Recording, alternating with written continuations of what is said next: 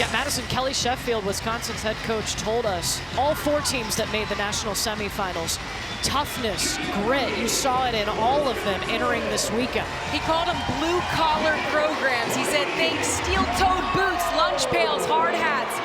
Toughest teams are going to advance, and we saw that in game 1 with Texas A&M. Winner gets Texas A&M in the national championship match. And Malitzezo will start off with a service error, a little bit of nerves getting ready to go in this one. Both of these programs have national titles to their name. Kentucky was the national champion in 2020, Wisconsin in 2021. O'Brien going in the middle to Kennedy Washington. And that drops in for Wisconsin. Perfect placement by Mimi Collier in the coffin corner. Hudson was chasing and couldn't believe where that ball dropped. It's like threading a needle. So well done.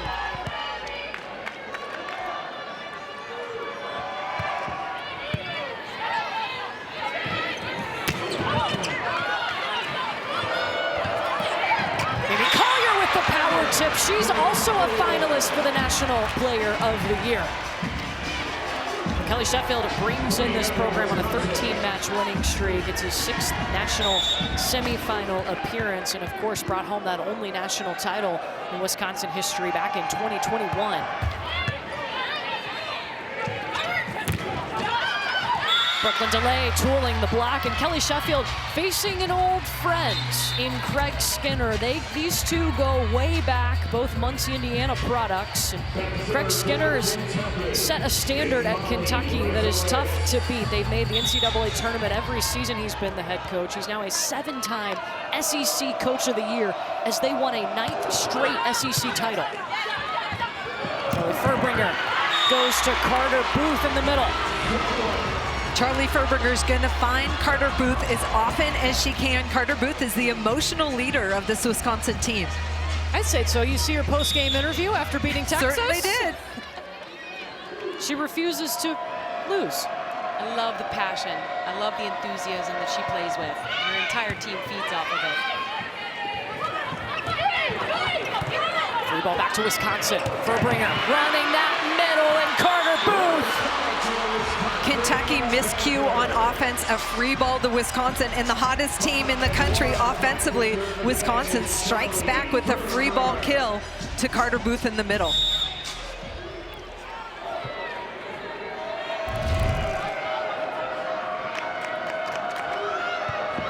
Furbringer serving short. Eva Hudson takes the pass. O'Brien feeding Brooklyn DeLay. It's dug up. Grace Egan tracks it down into the table. Cassie O'Brien, the center, got a swing off on that. Don't have to overpower it by any means. Sometimes a nice finesse shot to the backcourt is good enough. Cassie O'Brien, the National Freshman of the Year, did not start out the season as their starting center, but won the job just a few matches into the year. If it works, you go back to it, you go back to Booth. Wisconsin taking care of their pass, and when Charlie Furbringer's got the ball in her hands, magic happens. She runs the offense, but this is the highest percentage kill out of the middle to Carter Booth, so you're gonna see that a lot tonight. Carter Booth, the last 11 matches, is hitting .529. That is a monster number. Over 300 would be nice. Wow. How about that heat from Mimi Collier out of the back row?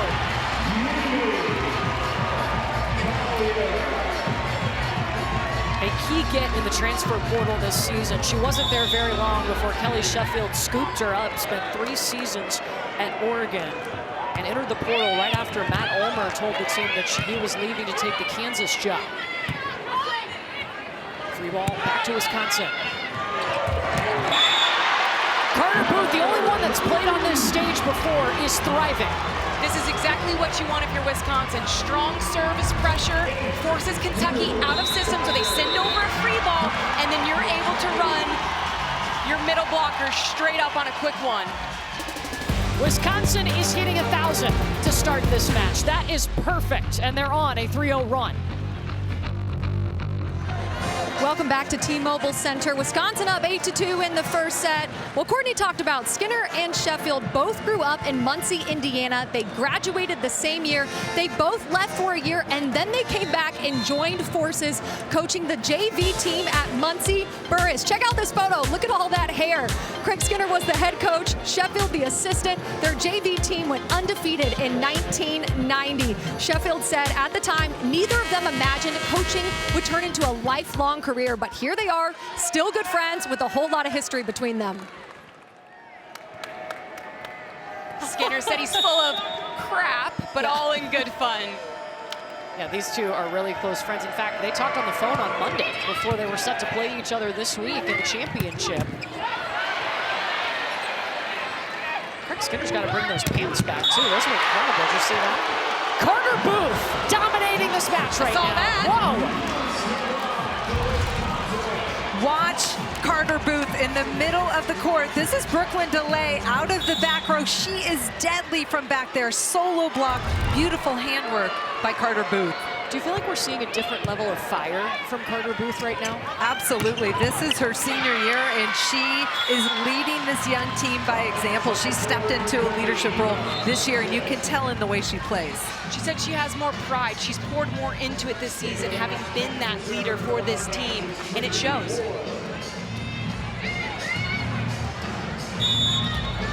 Four kills, one block for Carter Booth. Trinity Ward on the serve for Kentucky. And it's a service error. For Wisconsin, it's a team that's been through ups and downs like Madison talked about. 10 newcomers on this Wisconsin team. And then factor in that Charlie Furbringer, their starting setter, missed 9 matches with a dislocated shoulder, and she told us she tore her labrum in her shoulder. The interesting thing about that is Charlie Furbringer sat on the bench and studied the way her team played in the areas where she needed to feed her hitters better, and she has come back on fire running this offense. As Carr working at the net and throws it down for Kentucky. You see, with and without Charlie Furbringer, with her as their setter, they're hitting over 300, close to 350. What is your favorite thing about her as a setter? I love her decision-making, the way she reads the game, and you can tell she instills confidence in her hitters, the eye contact, the way she talks to her attackers. Furbringer pushing it outside to Una Vajagic. I also like one of the things that Furbringer mentioned and that she learned having spent time on the bench through that injury. She said, I needed to set the middle more. I needed to feed Carter Booth more, and she did that as soon as she was able to play again. Yeah, and you're seeing it here early on in this match. 4 swings for Booth, 4 kills. Eva Hudson, one-handed save by Mimi Collier. It goes out, and that's a point for Kentucky. And you see Eva Hudson after that kill saying, let's go, let's move, let's go, trying to will this team to cut into this deficit here for Kentucky. Dug up by Egan, and pass goes over. And Lizzie Carr wide. Lizzie Carr saying to her true freshman setter, Cassie O'Brien, get me higher, get me higher. She needs that set a little bit higher so that she can go up and hit it at its highest point of contact. And at 6'6" for Lizzie Carr, you want that high point of contact.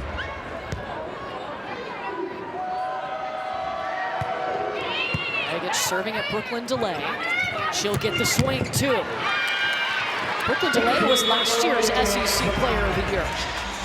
Kentucky needs to find a way to slow Wisconsin down. Wisconsin's feeling it offensively, and that means you have to serve tough. You have to attack them from the service line. Molly Tezzo is the best server on the Kentucky team. Wisconsin is siding out 100% of the time right now. That means every time Kentucky serves, Wisconsin is winning the point. Not a good stat if you're Kentucky. Great stat if you're Wisconsin. Correct. And that trend continues as Mimi Collier gets the swing and the kill. Halfway through the first set to be hitting or siding out 100% of the time, that's unbelievable. And hitting 1,000. That too.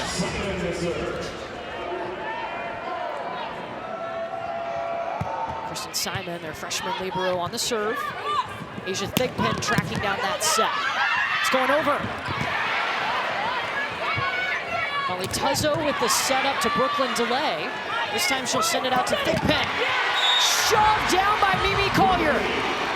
Molly Tuzzo is a great setter for Kentucky on the second contact. Unfortunately, too tight on both those sets, which allows Mimi Collier to go up and shove this ball down.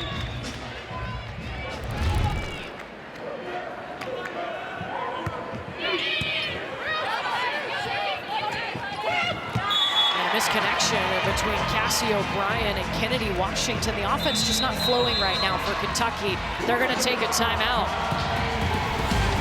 Wisconsin up 15-6 here in the opening set. Wisconsin's offense is rolling, and behind Carter Booth in the middle, she is feeling it. Set the middle more, and good things happen. Carter Booth, both sides of the ball, dominating the start of this match for Wisconsin. She's got 4 kills on 4 swings and a block. And Wisconsin on a 3-0 run right now. Kentucky has used both timeouts in this set. No more timeouts for the Wildcats. Listened in on the Kentucky timeout. It was the outside hitter tandem, Brooklyn DeLay and Eva Hudson speaking up first. Brooklyn said, take a deep breath. This could be our last game. We need to play like we know how to play. And then Eva Hudson said, don't be scared. No tails between our legs. Let's play like the 1 seed that we are. Skinner came in and said, good news, we can't play any worse. We have to focus on chipping away now. I love that, Madison, because right now, Kentucky seems a bit out of sync. It also seems like they're playing nervous. You've got a true freshman setter in Cassie O'Brien. It seems like it's going to take Kentucky a little bit to kind of find their rhythm and refine their confidence. Agreed. This is a gigantic match for Cassie O'Brien, the freshman setter for Kentucky. She was playing high school ball a year ago, and here she is on the biggest stage in college volleyball. Kelly Furbringer is trying to send that over. Brooklyn DeLay coming in on the attack. Furbringer running Booth on the slide, and she tools the block.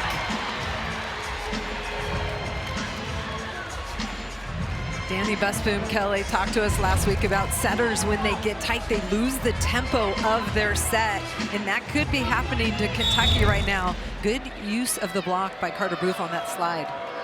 When the tempo slows, how does that affect the other team, the defense? It allows the block to get set up, and the hitter does not get that rhythm that they're used to when you can push the ball with tempo out to the pins. Your timing's off, certainly, as an attacker when you're approaching it. You might jump too early, or you get there too late when the set's not in tempo.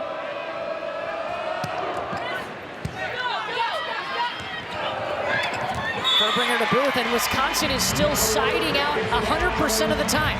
And so there was a disconnect there between Furbringer and Booth, but when you're 6'6" and you can reach like that, that certainly helps. She's actually 6'7", but yeah. Oh, I shortened her an inch. How could I?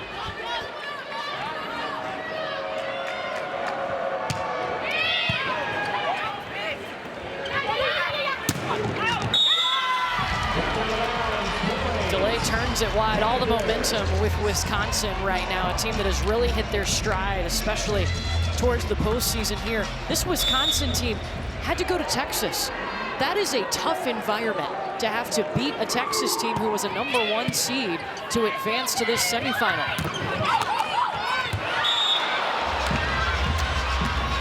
That ball able to drop for Kentucky, but you're right, going to Texas. They also had to face Stanford, who was a red-hot team at the end of the season, beat them and then beat the home team, Texas. So this Wisconsin team has so much confidence coming into this match.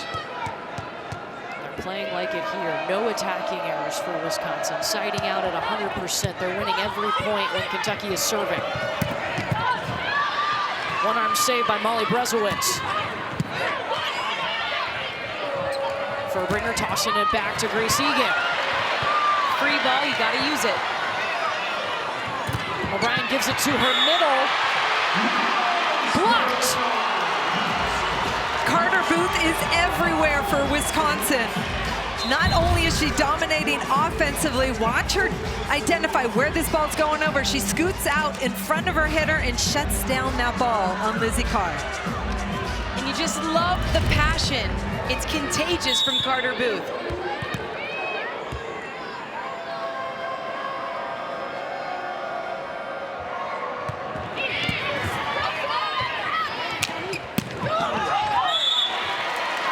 They're trying to run Lizzie Carr on the slide. And the offense just continuing to look out of rhythm for Kentucky. Kentucky's hitting 080, Wisconsin's hitting 800. If you're Kentucky, you want to side out right here. Try to gain some momentum. Gain some momentum by going on a run. You guys mentioned the serve receive and the side out percentage of Wisconsin. Can you side out here and get a run going? Mimi Collier soaring. Wisconsin's running and attacking their offense from every spot in the court. We've seen Mimi Collier out of the back row, but this team is just rolling. Craig Skinner told Brooklyn DeLay to get into serve receive, so they push out Molly Brezowitz. Brooklyn DeLay in middle back. Ooh.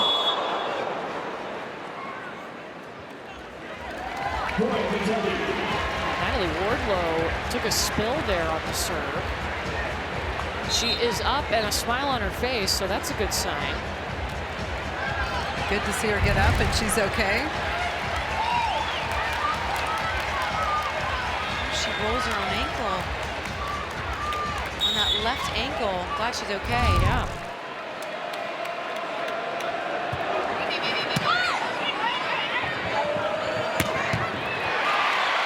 I mean, that's pretty lethal. The sound of the ball coming off Mimi Collier's hands, number 15 in black for Wisconsin. And that attack is out of the back row. Incredible. She jumps from behind the 10-foot line, and her body is right at the net. That's how far she goes to reach for that ball. It's like she's attacking from the front row because she's so powerful and can jump so high. She's added 4 inches to her vertical this season. Great run down by Egan.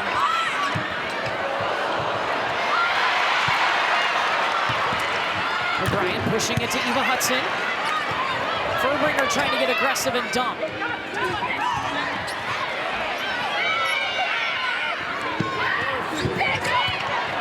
Back row attack not working for Kentucky. Here's a thick pin. Got through the block. Really like that run from Cassie O'Brien to incorporate thick pin. It was a nice in-tempo fast set to that right side pin. One play at a time, trying to find that rhythm, and Cassie O'Brien playing her way into this match, trying to find that tempo to get Kentucky back on track offensively. Asia Thigpen, a player who wasn't naturally an opposite or playing on the right side. They made that move right before the season started. She's adjusted well. Tozo setting up Hudson. It's long. Wisconsin needs 2 more points to win this set. Little long, but I really like that run from Tozo trying to keep Eva Hudson involved in the back court. Vajagic out of Serbia.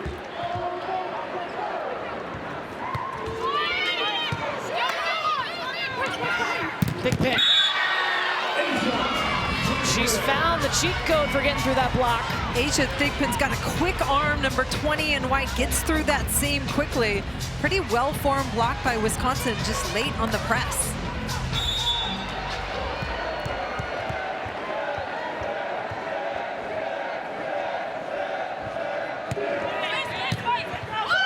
Going over. Advantage to the setter, Charlie Furbringer.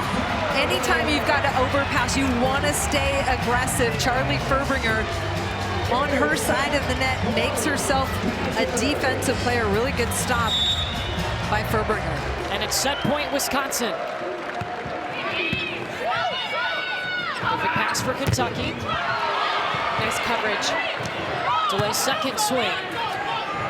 Booth, slide. Set 1 to Wisconsin. Carter Booth could not be stopped in set 1. In front of the setter, behind the setter. You get a roll shot out of this. They run on a slide straight down the line. Excellent efficiency from Carter Booth. Wisconsin had no attacking errors in that set. They sided out at 100%. Mimi Collier and Carter Booth leading the way with 7 kills apiece on Wisconsin in the first set. Domination in the semifinal.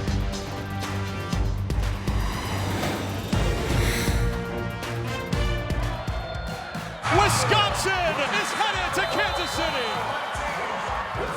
I refuse to and lose. Sorry, guys, but I refuse. I refuse, and this team refuses.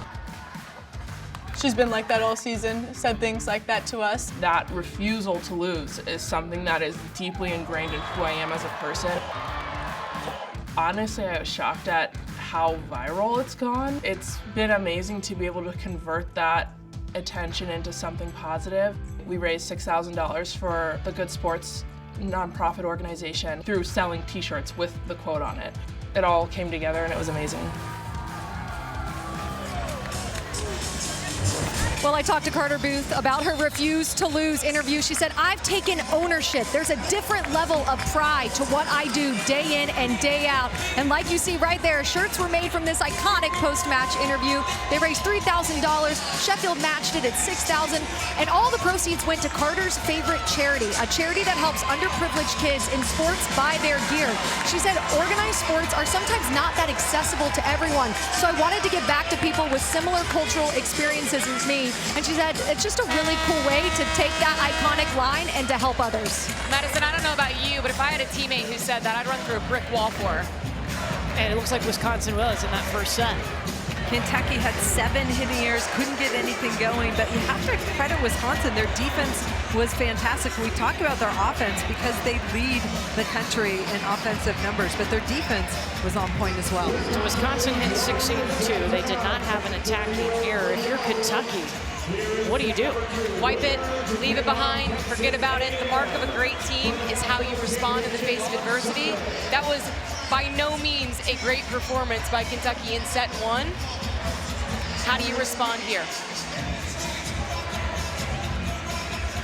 Carter Booth and Mimi Collier leading Wisconsin with 7 kills apiece. Kentucky hit just 0.56 in that first set. Can they settle in here, or can Wisconsin just continue marching on? Winner of this one goes to the national championship match on Sunday to face Texas A&M.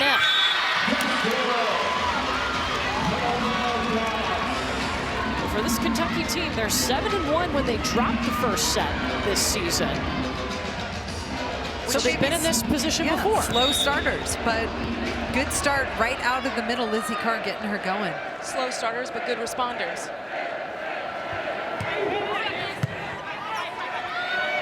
Perfect pass to Furbringer. They run Grace Egan out of the back row. They have so many weapons all over the court. I think that's what makes Wisconsin so hard to stop. They've got threats from everywhere on the floor, and Charlie Furbringer knows how to get them the ball.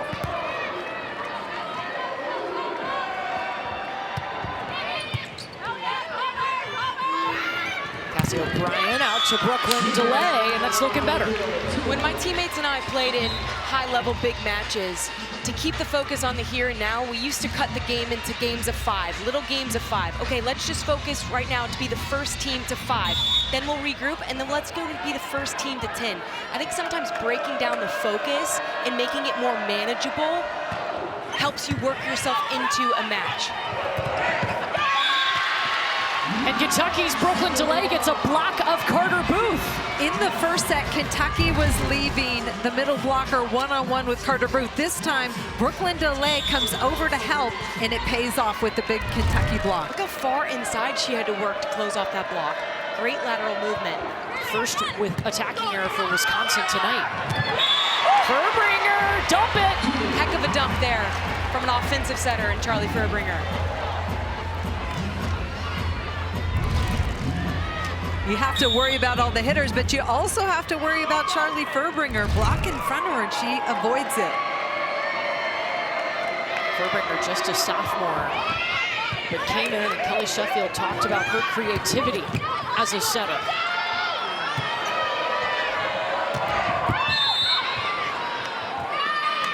And it hit the antenna. How do you think the personnel that this year's Wisconsin team has fits Charlie Furbringer's setting and her style and her creativity? I think Charlie Furbringer could set a team of anybody because she makes everybody better. She finds the set, she finds the tempo and rhythm that each hitter wants, but obviously they've got a ton of dynamic offensive threats, so that makes Furbringer's job fun. Eva Hudson breaks through the Wisconsin block. Carter Booth wants that one back, couldn't quite identify where the ball was after her block touch. But Kentucky, first to 5. Good response coming out in set 2 here. Now can you be first to 10? We talked about Carter Booth being that emotional leader for Wisconsin. Well, Eva Hudson is that way for Kentucky. She just had that big kill. Slam down from Carter Booth.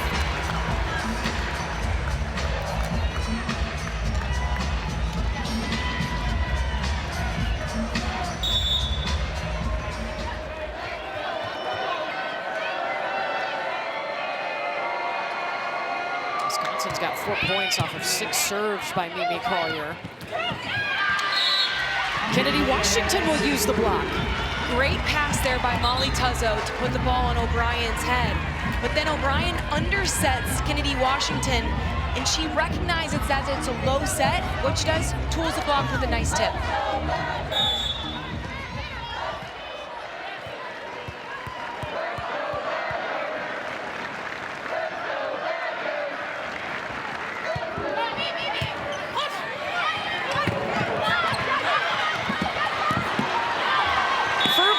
One-handed set to Booth.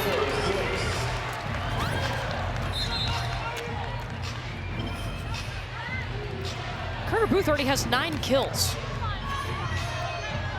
Carter Booth set the middle. The theme continues, and Carter Booth demands that ball offensively. Her career high, by the way, is 14. She's at 9 right now in set 2.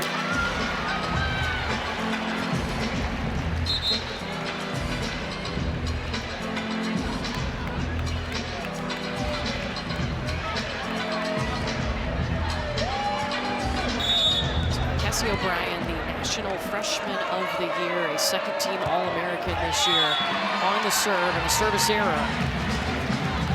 So Kentucky's trying to get something going, looking a little more stable coming out in this set.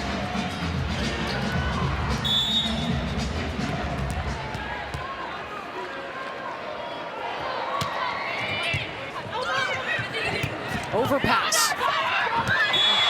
Furbringer, the dump right to the donut, the middle of the court.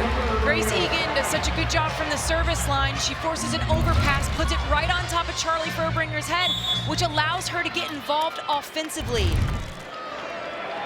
Keeps the defense really honest when you have an active setter like that that's willing to take the ball over on the second contact. Every time we talk to coaches in every match at every level, they say, look, serve and pass, that's the basic. And right now, Wisconsin's putting a ton of pressure on the Kentucky passers, and not the same from Kentucky. And that time Kentucky was ready for it. Lizzie Carr stuck a hand up there. Kentucky saying they didn't touch it. They'll let this rally continue. That long on delay. I think Kentucky has a fair gripe there. I don't think that ball was touched at the block by Lizzie Carr. Now that is something that Craig Skinner could challenge. He just stood up to talk to his team, but they've already beckoned for the point. Looks like it did get a piece of the block. Also looked like Kentucky was in the net. Possibly. Kentucky has been led all season long by their dynamic dude, Brooklyn DeLay, Eva Hudson. They're the 2 players who are going to have to lead this team.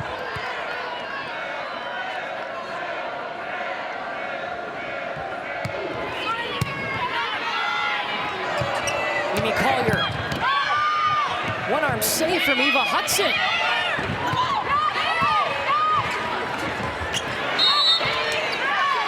Net violation on Kentucky, point Badgers.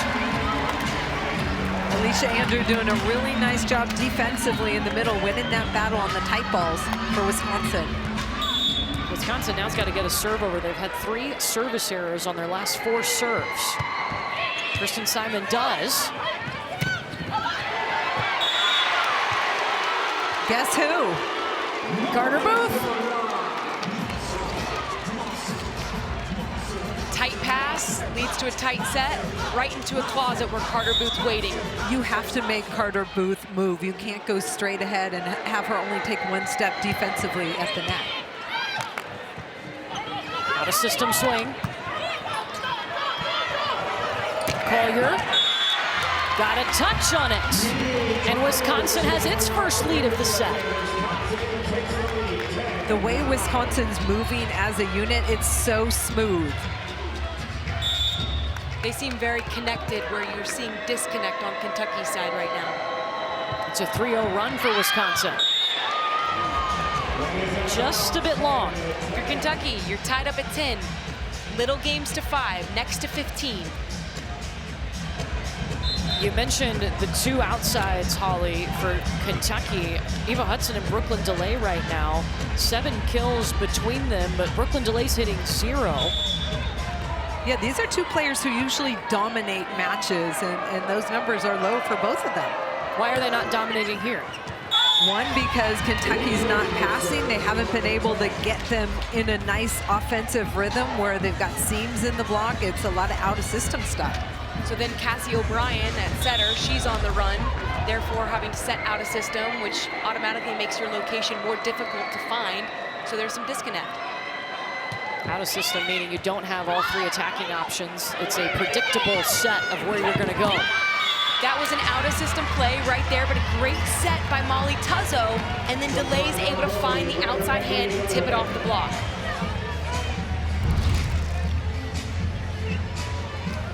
Tuzzo, big push from way deep in the court, and Brooklyn DeLay gets her feet there so she can work off the outside hand of the blocker. Well done by Brooklyn DeLay of Kentucky.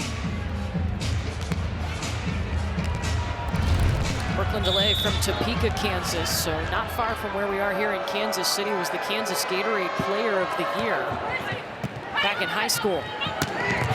Oh, Booth, nasty. She gets on it so fast. The set is so quick. But as soon as it leaves Charlie Furbringer's hand, she's on it. And if you're one-on-one with Carter Booth, that's a tough stop. Earlier, Brooklyn DeLay had come in to help on the block, and it paid off for Kentucky. Carter Booth has 10 kills out of the middle. Kelly Sheffield has called her a force of nature with how she impacts the game, and I think that's been on display tonight with those 10 kills, hitting 750 and 3 blocks. Carter Booth coming from an athletic family. Her dad, Calvin, played basketball at Penn State and then 10 years in the NBA, was a GM in the NBA as well.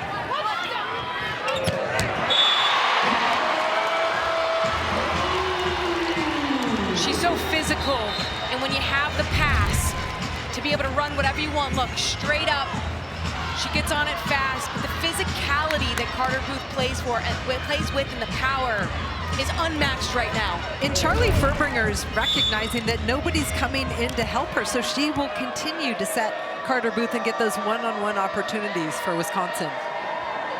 You both were setters. How fun is it to run a middle like that? Oh my goodness, it's a dream. Yeah. I mean, it's a dream, especially when they've got a huge offensive window like Carter Booth. Katie's having to sit on her hands over here. I'm just envious, jealous of Charlie Furbringer's.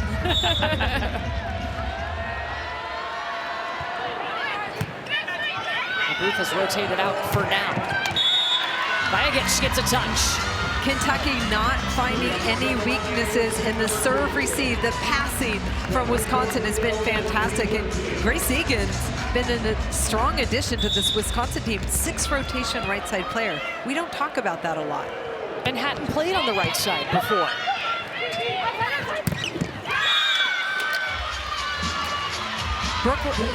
Eva Hudson, number 7 in white. I think it's her best swing down that line.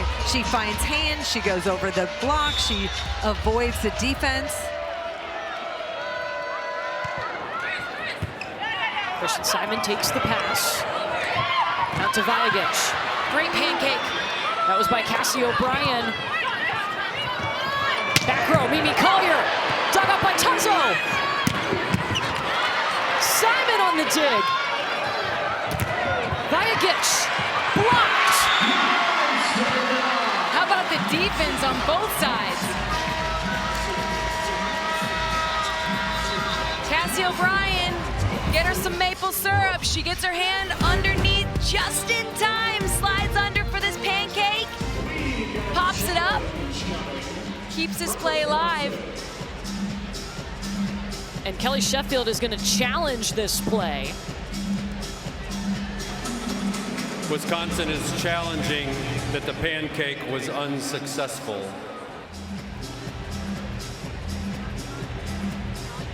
So while they take a look at the pancake, we'll step aside. Wisconsin challenging this point. So Wisconsin is challenging the pancake on the last rally. The call on the floor was that it was successful, meaning Cassie O'Brien got her whole hand underneath that ball. We'll show you the play again, and from this replay we can see if any part of the ball touches the floor, that ball is down, and you can see there that it does. Yeah. Waiting on the official word. Half the ball hit the floor. Yes, Cassie O'Brien will have to put the maple syrup back on the shelf for now.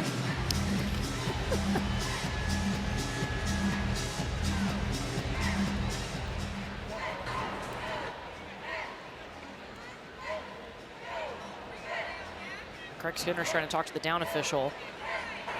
After the review, the pancake was unsuccessful. Wisconsin will retain their challenge. So both teams with 2 challenges remaining. As long as you're correct in that challenge, you get to keep it. Well, that first set was all Wisconsin. They had no attacking errors. Every time Kentucky served, Wisconsin won the point. They ended up winning the set 25-12. This has been closer. Kentucky trailing by just a point, and we've seen Kentucky have the lead here in set number 2. Kentucky's definitely finding their way. They haven't found the rhythm that we're used to seeing from them, but they're getting better. And Craig Skinner was upset with the official. He didn't know that that was also going to be the media timeout. Usually when a team hits 15 points, if we haven't had a called timeout yet, that is the media timeout.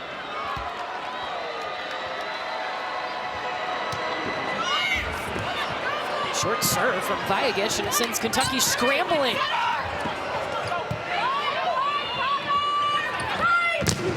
Big pin stuffed.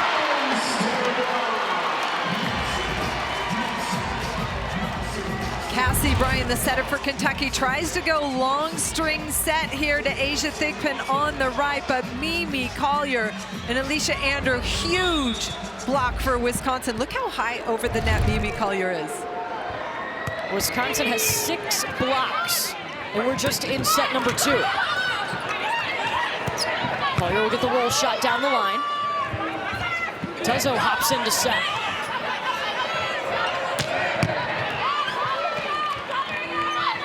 O'Brien over to delay. Grace Egan with the dig. Backside to Andrew. Collier off hands.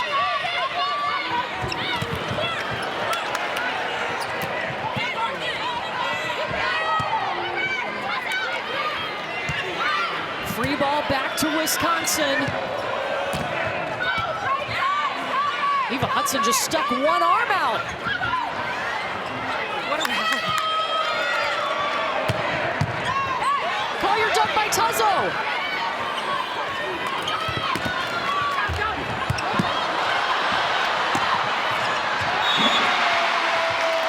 Longest rally of the night. Kentucky was digging the ball, but didn't get any good-looking transition sets. 3 different opportunities. One was too tight, and then they had to send over 2 free balls. So Kentucky needs to do a better job setting up their hitters in transition.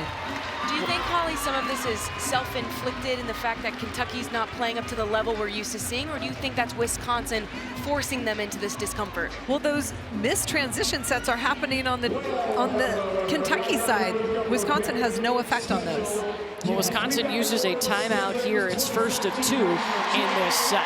Our coverage of the 2025 NCAA Women's Volleyball Championship concludes Sunday with a national championship match at 3 p.m. Eastern on ABC. Texas A&M is already there.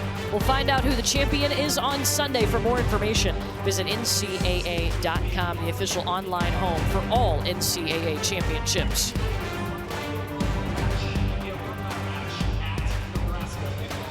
Earlier tonight, Texas A&M, who was making its first semifinal appearance in program history, not only did they beat Pitt, they swept Pitt to make it to the national championship match. Their first appearance in that match as well. It was all Aggies. They came out confident from the start in that match to take down Pitt, who was a #1 seed. I was very interested to see how Jamie Morrison's team was going to come out and play on this stage, never having been here before.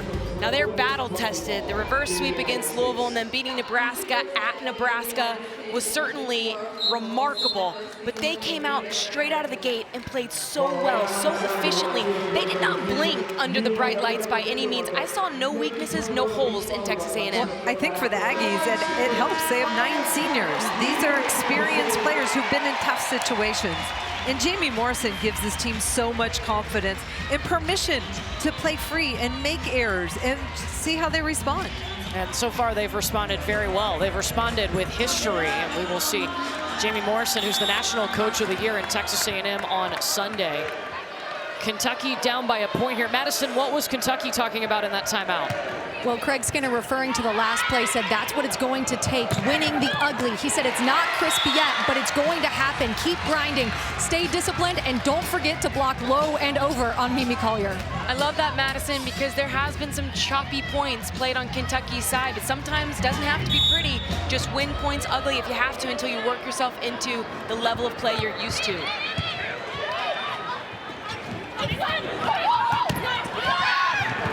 Diving in to save it. Collier now tracking it down. Grace Egan will send over the free ball. O'Brien back set to Thigpen. Dug by Egan. Tight and over. Point Cats. Asia Thigpen with a big arm on the right side. Too much heat, and Wisconsin can't control it. How important has she been for Kentucky?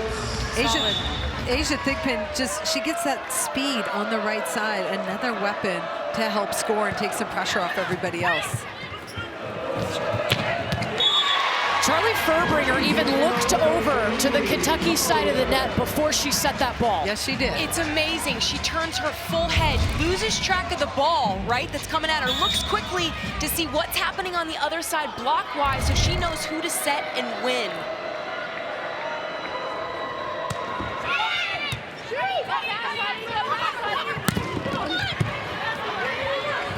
Dump over by O'Brien.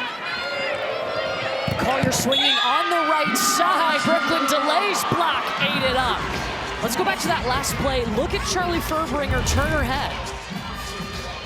Here's the free ball pass. She takes a little glance, sees that there's blockers on her, makes them chase, and then goes wide to Mimi Collier. But the ball was also in front of her, right? So it wasn't set at the apex up top of her head, but that's okay because she's so good, but she checks to see where that block is.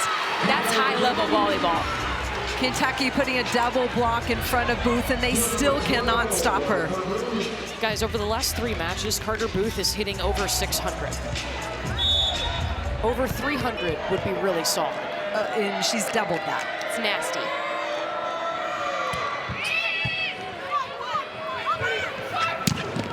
Hudson got hands. Collier got there to save it. Vagic looking to go 4-4, instead turns it wide.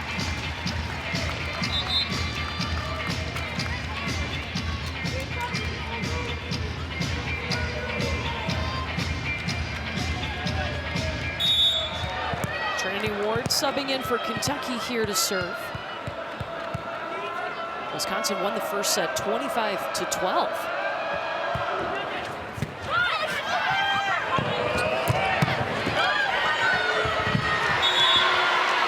Vagic has a pretty big arm too. This is a player that didn't play last year. She was still rehabbing a knee injury, but man has stepped in smoothly this year. Look at the pass from freshman Kristen Simon, just putting it right in Charlie Furbringer's hands where she can run it. And because Carter Booth has established herself as a threat, that's a one-on-one opportunity on the left. What you would expect from an Assumption High School graduate from Louisville, Kentucky. Are they good down there? A little bit. It's like a libero factory. One of the first clean kills for Kentucky. That one got through the seam of the Wisconsin block, but we have not seen any easy kills for Kentucky so far tonight. They just went above 100 hitting percentage in the match. Wisconsin Wisconsin's defense has made it very difficult. And they're serving. Player back row. Out.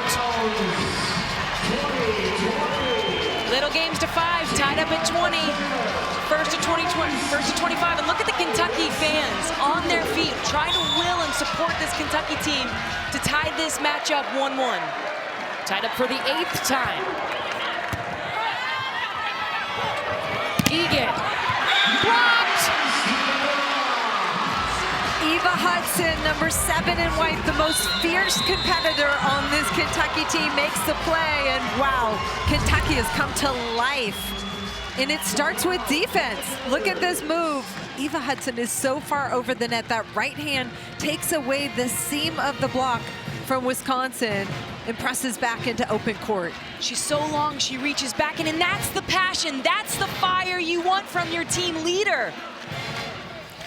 Make your teammates believe we can get this done. Kentucky is on a 3-0 run. And Eva Hudson, we've been talking about her. She is one of 4 finalists for the National Player of the Year. You're actually getting to see 2 of these players in the match right now. Mimi Collier for Wisconsin, who's got 10 kills, and Eva Hudson, who's got 6 for Kentucky. That award will be announced tomorrow at the All-American banquet here in Kansas City. Olivia Babcock and her Pitt Panthers were eliminated earlier tonight by Texas A&M. What's been different for Kentucky in this set? They were blown out in the first set, 25-12. Just the little things, better passing for one. They've been able to get Hudson going a little bit, run some middle. Asia Thigpen had a couple kills, and then you saw the spark of energy from Kentucky after that block step. You have to be able to slow down this hot Wisconsin offense. With Eva Hudson starting to feel it, starting to come on, if you're Cassie O'Brien, you gotta feed her. Feed the hot hand, feed your alpha dog, right? She's not only doing it offensively in the second set, she's also getting involved defensively on that massive block that we just saw. You need more of that. Feed the hot hand. In the Wisconsin huddle, Carter Booth was the first to speak up. She said, get on the ball quick, go get it. We do this all the time in practice. And then Coach Kelly Sheffield said, we're in the red zone. This is where we take over. Take it high. Our offense is in a rhythm. Keep swinging. Red zone being 20 to 25 points. No surprise Carter Booth was the first to speak up in that huddle. She's their vocal leader. Eva Hudson is going right now. Cassie O'Brien's also putting a little more zip on that set, and that pays off for Eva Hudson on the left side.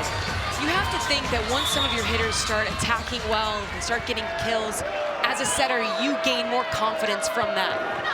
And you're starting to see more confident sets from Cassie O'Brien. Kentucky on a 4-0 run. Confidence to go to her middle, Lizzie Carr. This is what we're used to seeing from the SEC champions. Cassie O'Brien feeding Lizzie Carr right in the middle of the court, and that's a one-on-one crossbody kill from Lizzie Carr of Kentucky.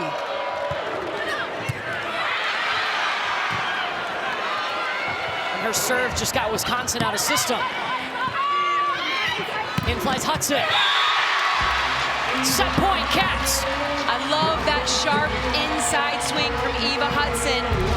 Good set in this situation from Molly Tuzzo. She goes thumb down to cut that ball inside zone 4. Such a hard angle to defend. 6-0 run, Kentucky. Second set point on the way for the Wildcats. But you can just see in the body language on the Kentucky side of the net, they're energized.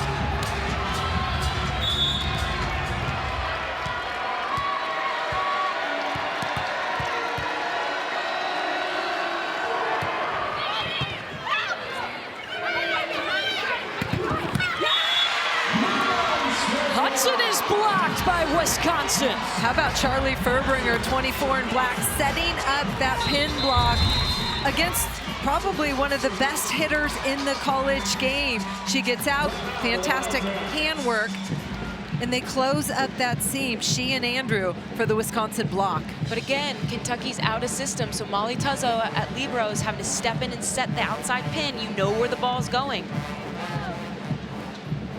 So Kentucky has to call a timeout. They will have a third set point out of this timeout. They were on a 6-0 run, but Wisconsin pushing here late in this set. A win for Kentucky in this set, and they even up the match at a set apiece. But Wisconsin is not far behind.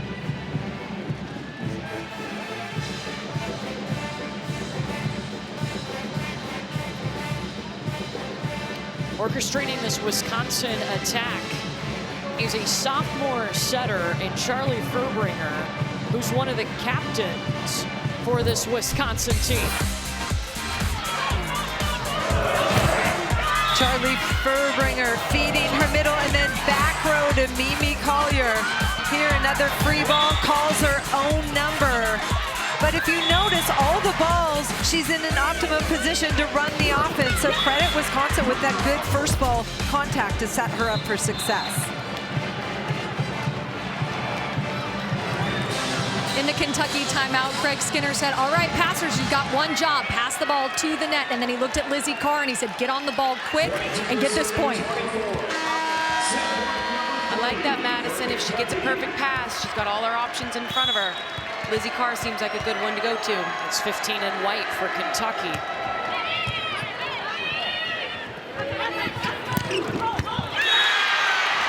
Eva Hudson, finalist for National Player of the Year. She took a little off that off-speed shot, drops it right in. Better late than never. We got ourselves a match. We will at least play 4 sets here in this semifinal.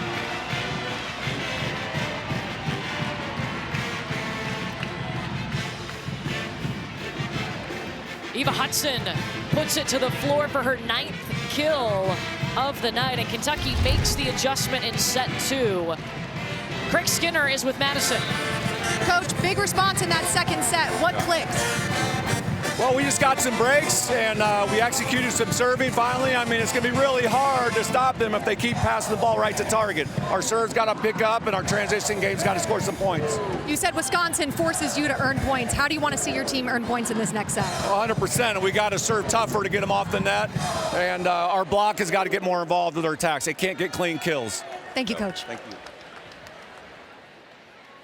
Even at a set apiece, Kentucky wins set 2, 25-22. At least 4 sets coming from Kansas City. When we come back, Christine Williamson and the studio crew get you set for set number 3 of this semifinal.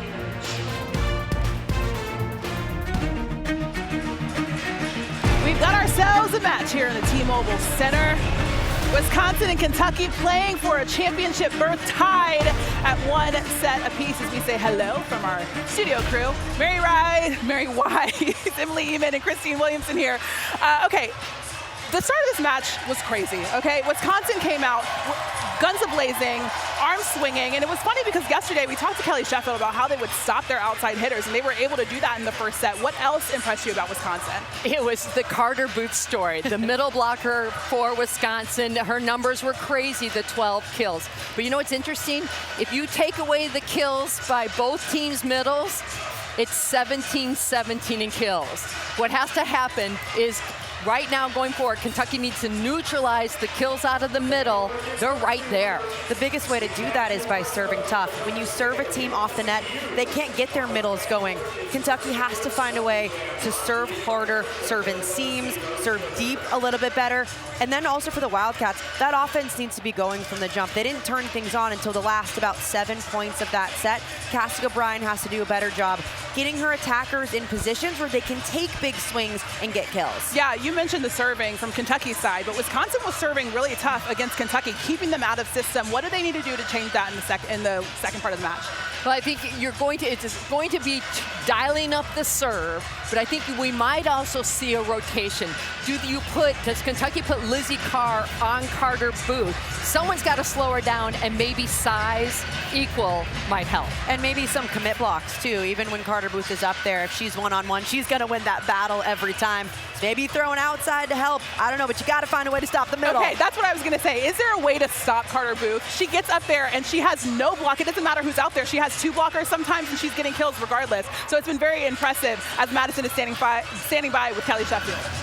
Coach, you said when Kentucky's back is against the wall, they keep slugging. How do you need to see your team respond?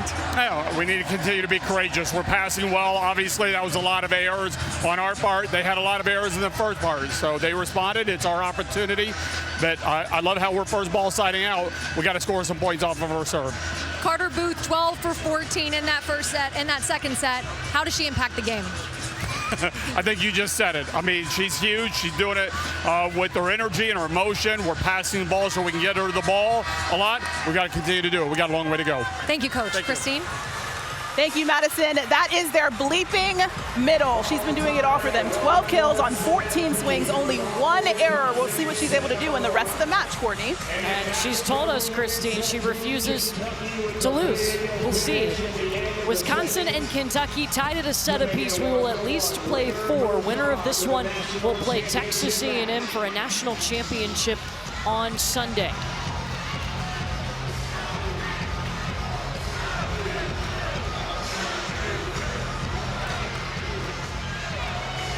Jamie Morrison, head coach with Texas A&M, watching on, scouting to see who their opponent will be.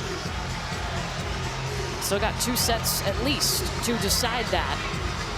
This team in their first national championship match in program history, and he's the national coach of the year. Kentucky and Wisconsin. Set number 3 starts right now.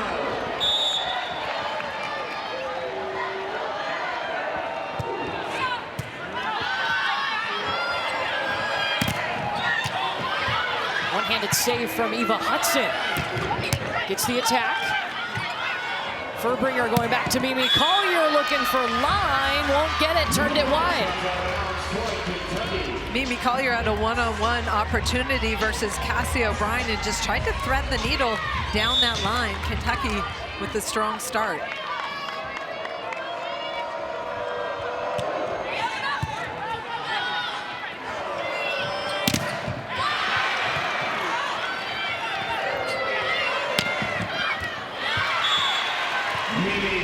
Mimi's got such good awareness in terms of when to go power, when to go sharp angle, when to take something off of her swing. Right there was a prime example of that. Just a 50% shot straight down the line in between 2 defenders. Heads up play. It's a player in Mimi Collier who was at Oregon, transferred to Wisconsin, and has found that fire on the court. You're seeing a little bit more of her personality, that competitiveness coming out. And right now, Wisconsin is just riding her. Mimi Collier has worked hard in the weight room. She's playing higher above the net. She says, look, I'm seeing the block better. It just feels good. And she's also leading her team with more emotion. Kentucky using the middle behind the setter in Kennedy, Washington.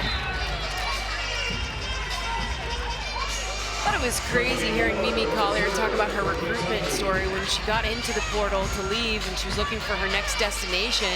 She had a 15-minute phone call, 15 minutes with Kelly Sheffield, and he said, are we gonna do this? And she's like, I think so. Yeah, well, credit Kelly Sheffield. He sent her a Zoom link right away and didn't let her sit on anything.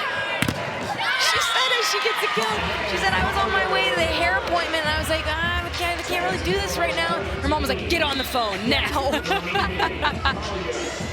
Where has she impacted Wisconsin the most? Leadership, experience, obviously the big kill. She can carry you offensively, but there's no weak part of our game. She's fantastic in serve receive, defensively, fantastic left side blocker, and obviously we know about her offense. And now a 4-time AVCA All-American, a first-team selection this year.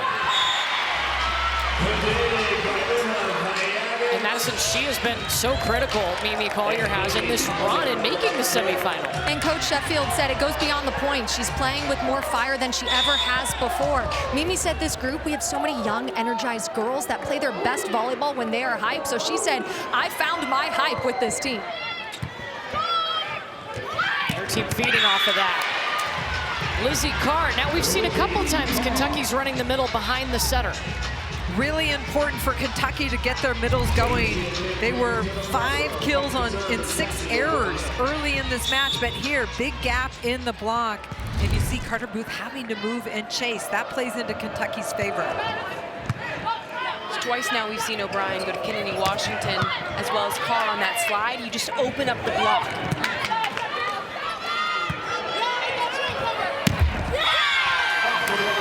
Off of the block into the antenna, kill for Grace Egan. Grace Egan is a dynamic pin hitter. Both sides, tough to stop. So if you're Asia Thigpen, that right side blocker, you gotta have your hands pressed. She's high, but not pressed, and pressing makes all the difference in the world.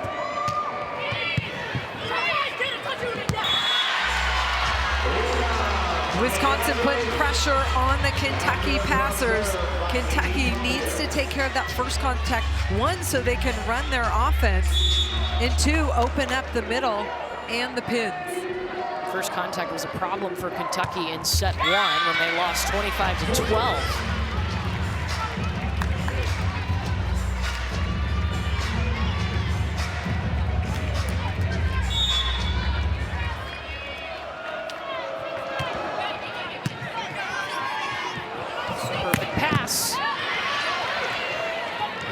Thigpen coming in.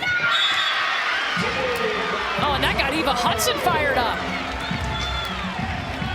When Kentucky is playing their best volleyball, this is what happens. Molly Tuzzo dig to the transition ball on the right side. Asia Thigpen going off the outside of the block. Collier out of the back row. And it's a touch. Point Wisconsin.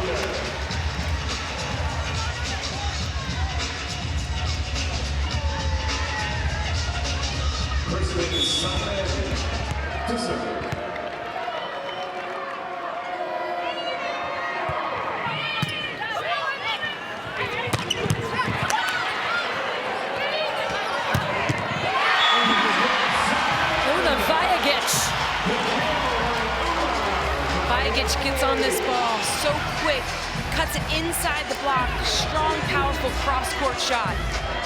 Speaking of recruiting stories, that's a wild one. Kelly Sheffield flew to Serbia, had lunch with Una, and then flew home. It's been a good lunch. I like that commute, though. He said it was delicious. Well, Kristen Simon was a little slow to get up. She slid under the net. Shoot, she looks a bit banged up. Yeah. She's grabbing her low back. Kristen Simon trying to get under. Looked like she hit hard on her low back.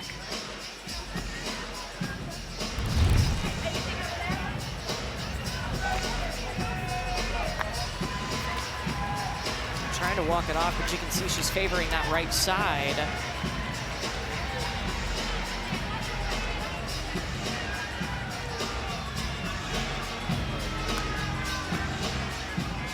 Christy Walker is the trainer for Wisconsin.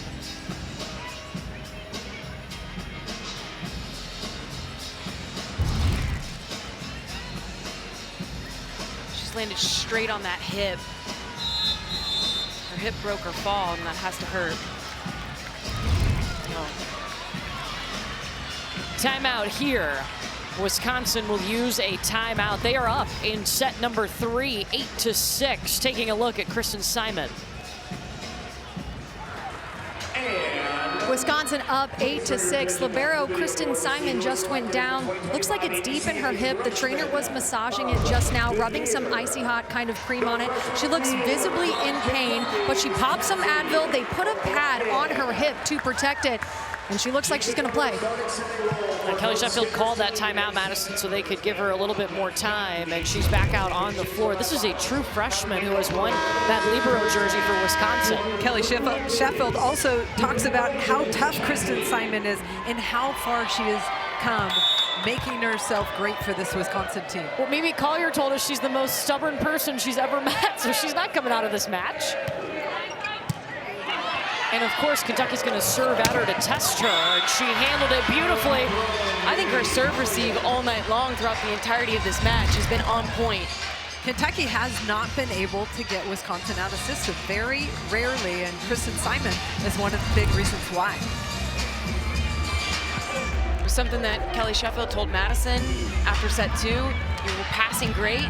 The putting Charlie Furbringer in good position. Craig Skinner also mentioned it. We've got to get them out of system. We've got to get the pass off the net so that Charlie Furbringer has to move.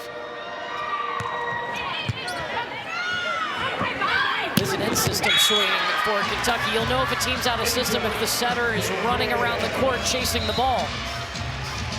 I really like this feed by Cassie O'Brien. It's tight to the net. She turns her body and gets Asia Thigpen wide on that line for the kill.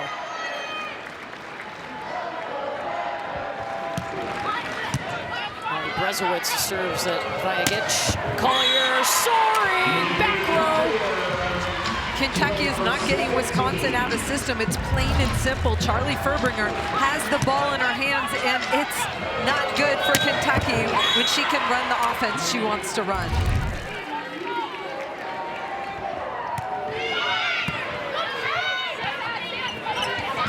Hudson back row. Long. I like that run, though, by Kentucky. You get a great pass from Kennedy Washington, who's aware that the ball is going to hit her. Short serve. You've got to run a back row attack to keep things balanced. DeLay just couldn't get on it. Brooklyn DeLay's in the front row. Kentucky needs to get DeLay going.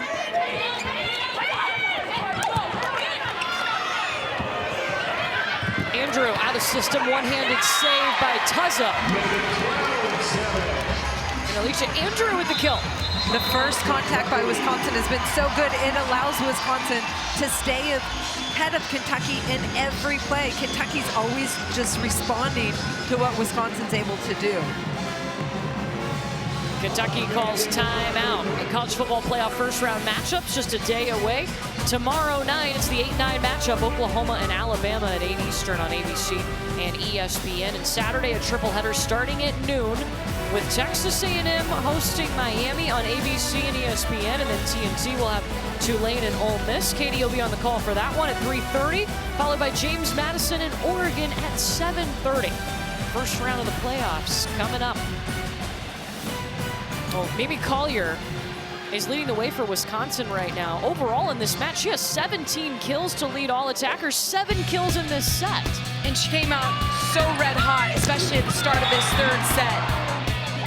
She has shown such great range. She can tool the block like you see there. She can hit off-speed shots to keep you on your toes as a defense. I think she seems so happy. She plays with so much joy. I think that's evident when you watch her and this Wisconsin team. But her start, what a great response here in set 3 with the way they kick things off. 17 kills after 2.5 sets. Those numbers do not lie. Mimi Collier, not just 17 kills, but she's hitting .394. That is over her season average as Wisconsin on a 3-0 run right now. Charlie Furbringer told us that Mimi Collier is one of those super dynamic players, and she's really good at adjusting in match, so she can have success deep into a match. It was interesting that Kelly Sheffield said Mimi Collier doesn't even know how good she is. She doesn't recognize that she's one of the best players in the country. There's a reason she's a finalist for the National Player of the Year. It's not an accident. I would love to see Brooklyn DeLay get things going for Kentucky. She's only hitting a little bit over 100, 148, 6 kills on 21 swings. Had a little bit of a slow start with the rest of the Kentucky offense.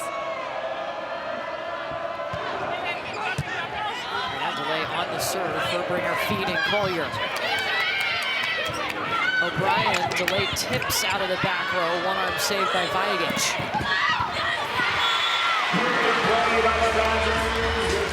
In the Kentucky huddle, it was about Mimi Collier and defending her. He said, let's make 15 try and hit the edges. Let's block the middle of the court and make her go to those sidelines. And then he said, they called a timeout when a player gets hurt, and they're playing tougher than us. We need to toughen up. Craig Skinner's not one to mince words. Yeah. Get his team fired up and taking away the middle of the court. Make them hit the little parts of the court and challenge them. Hudson. There you go. Heck of a swing. I love that 4-4 shot from Eva Hudson. Hudson bringing her energy now for Kentucky. We didn't see that in the first set when everything was going wrong. And we forget, Eva Hudson has not been on this stage as a collegiate player. Eva Hudson likes the ball a little bit higher. Brooklyn DeLay likes it a little bit faster. You said you want to see Brooklyn DeLay kind of come into her own. I think if you're Cassie O'Brien and you're working her out of the back row, you got to get that ball a little bit higher for her on that pick, that pipe set, so that she can go up and attack to her full potential.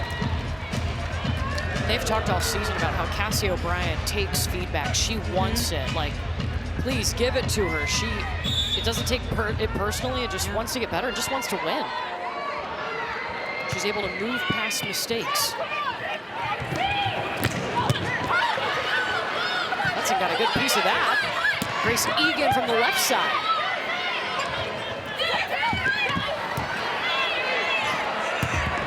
Egan into the block.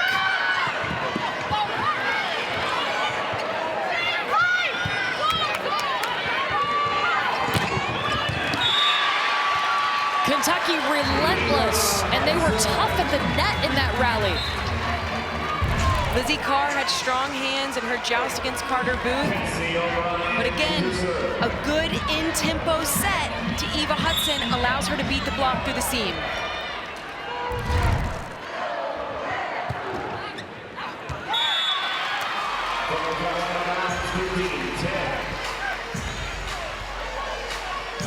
Wisconsin up 5 now after that service error.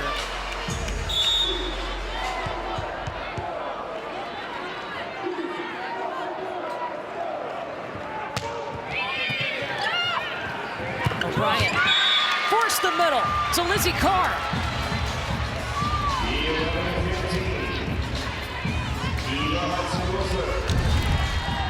When Kentucky passes, well, good things happen. Good gap set to Lizzie Carr, and Cassie O'Brien trying to get things going in the middle of the court.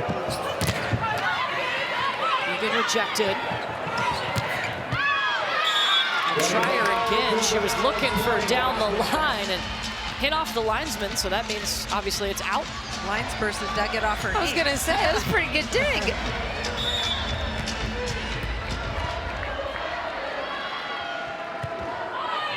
Short serve from Eva Hudson right at Carter Booth. And then Kentucky's block says hello. Good strategy to serve the middle blocker. Not only does she have to pass the ball and then run a route, she's not used to that first contact usually. It's a congested area over there in zone 2, and Eva Hudson's going right at it. And that never came over, actually. Not a block for Kentucky. It went right into the net. Cassie O'Brien, you want that one back. She's almost like she fell a little bit too early into that tip. Couldn't quite handle it. How about Charlie Furbringer giving it to Carter Booth after she passes the ball? That's the kind of confidence she has in her middle, Carter Booth. I don't know about you, but sometimes I feel like when you pass the ball to serve receive, it almost kind of jumpstarts your momentum into your approach and attack. You see it from outside hitters who step back to pass all the time. They love actually passing and stepping into their attack. Carter Booth looks like she's pretty good at it too. It's her first kill in this set. She's 1 away from tying her career high. She's at 13.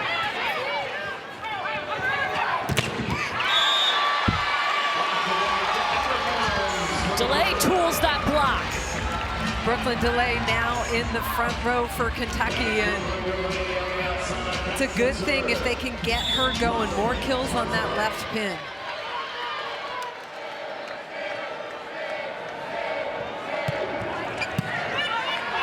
Again, Simon nails. Perfect pass. 1-on-none for Allie Andrew. Missed blocking assignment for Kentucky. I don't know how you leave Andrew, number 17 in black, open. She's driving on the gap. Thigpen staying wide, and Washington cheating out to the right side.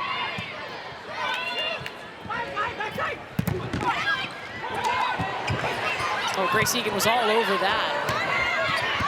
It gives you a roll shot back. Thigpen. Oh, that might have been going out.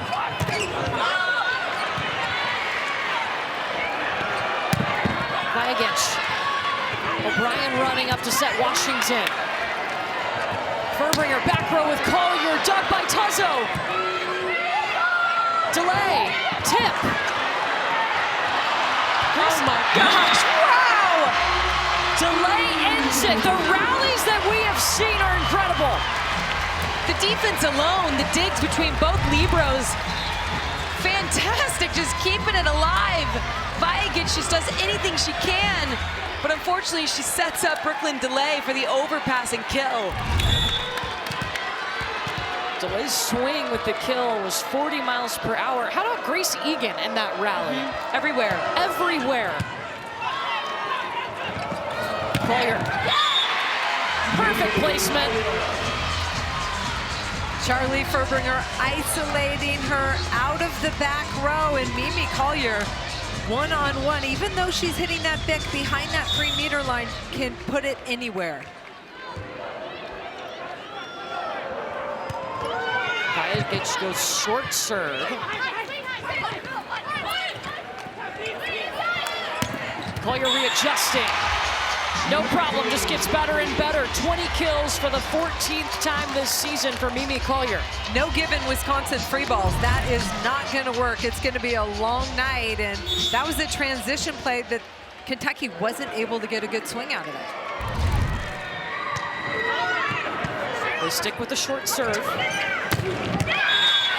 That time still able to get DeLay going. But that's the speed that Brooklyn DeLay needs that ball on the left pin, and earlier in the match we weren't seeing that tempo to her. Yeah, she takes a faster tempo set than Eva Hudson does when she's up there on the left side.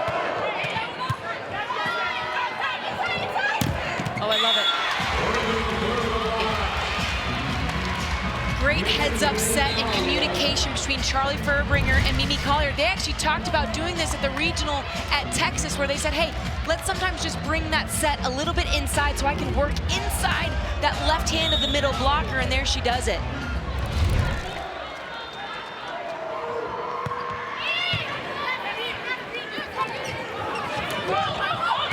Roll shot from Hudson will do the job. Eva Hudson has all the offensive weapons. She's really good down that line. She can find the corner, the high hands, but that time just the Midas touch, little drop shot over the block.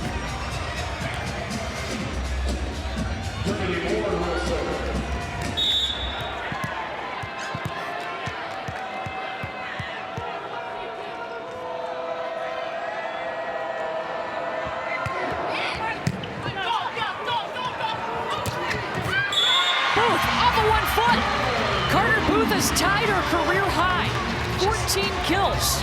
So good at adjusting on the fly. That wasn't necessarily a high set for her to go up and get, but yet she times it well, kind of crunches down and just places that ball so deep into the court outside of the defense's range.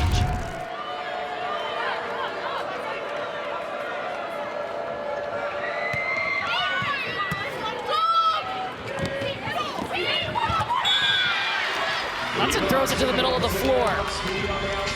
I talked about Kentucky needing their stars to step up. That's DeLay, that's Hudson. And these are two players who can put points on the board in a hurry. Cassie O'Brien's finding her rhythm, getting that ball quicker to her hitters now. Right now, Eva Hudson at 13 kills, Brooklyn DeLay behind her with 9. Carter Booth just a miss hit on that. You don't see that often. No. If you're Kentucky, you got to use it.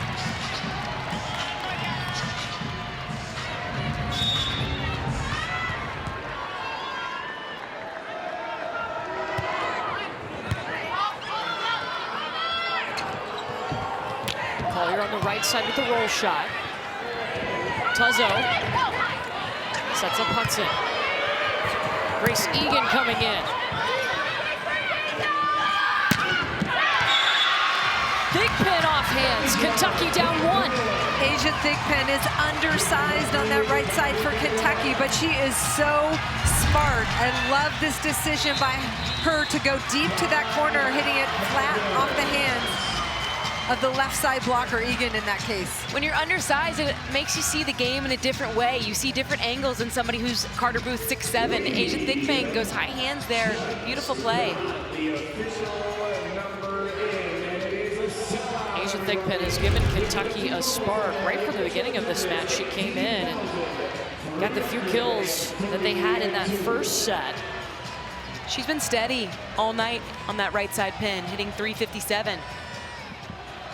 Right now, Kentucky on a 3-0 run. They trail by a point here in set number 3. overall, it's a 10-6 run for Kentucky since trailing 15-10 here in set number 3. Kentucky lost the first set 25-12, and an interesting stat this year is that Kentucky's actually 7-1 when they lose the first set. Interesting. I think Craig Skinner told us earlier in the year, we're slow starters, but obviously they have responded. They were better in the second set, obviously enough to win it, but they look much smoother in this third set, trying to find that quick tempo. Craig Skinner told Madison in the interview, he said, I want to see us serve and block. I want our serve and block to affect Wisconsin more. Are you seeing more of that from Kentucky? I think we're seeing better service pressure from Kentucky. I'd like to see them more involved from a blocking standpoint, but they are doing a nice job getting some key block touches, which are just as important as the big roofs, the dominant blocks that we see that result in points. Block touches help slow the ball down and make it more manageable for your defense to run in transition. Yeah, those block touches don't show up on the stat sheet, but they are critical. Well, I was watching Kristen Simon during that timeout, and anytime she's off the court, they're massaging that hip still. But she was engaged. She was in the timeout. She's back on the court. It's good that she's stubborn. And Sheffield said, we love the battle, but can we sustain this gritty here in the red zone? That injury is going to hurt more when she stops for a while, so she needs to keep moving, keep blood flow in that area. Kentucky keeps testing her with their serve. How sharp is that angle from Collier? This was Simon at the start of this rally with the pass. So she's moving gingerly, hobbling a little bit on that right side. Let's be honest, she's a Kiva kid. Toughness is her middle name. It's the club she played at in Louisville. Nice take by Cassie O'Brien after that block touch. Hudson's turn to let it fly. Vajagic with the dig. Thick pin.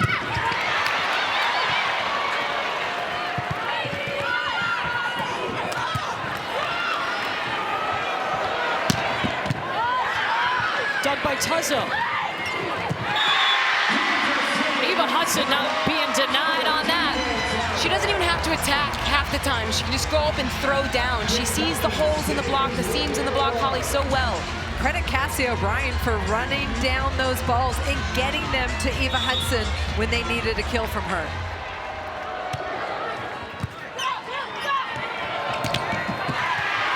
Lizzie Carr got the stop on Carter Booth. Vajagic. Huge dig by Tuzzo. It is long. Kentucky has tied it. Heck of a dig by Molly Tuzzo. Wisconsin is looking to their bench and asking Kelly Sheffield to challenge this. Holds up the card and gives the signal. So emphatic all with the things. C. All the things. Wisconsin is challenging. There was a block touch. If they're correct in their challenge, they get to keep it. There was no touch called on this. Ooh. Pinky. Yep. Big touch. Big pin's right pinky there. You see it kind of bounce back and forth. It's a good challenge. Second time that Kelly Sheffield has used a challenge tonight. He was successful the first After time. the review, the call on the floor will be reversed. There was a touch. It'll be a point for Wisconsin. They will retain their challenge. A big point for Wisconsin in the red zone. Now that puts them 2 points away from winning this set. Wisconsin with 2 challenges, Kentucky with 2 challenges remaining. Both teams with 1 timeout apiece left in this set.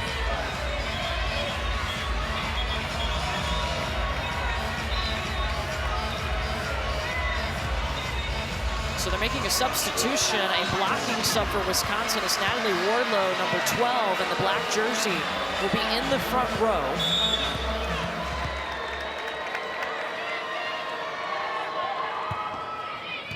Right in front of DeLay. DeLay does get the swing. Block is no problem. Carr in the middle. Wide. Set point, Wisconsin.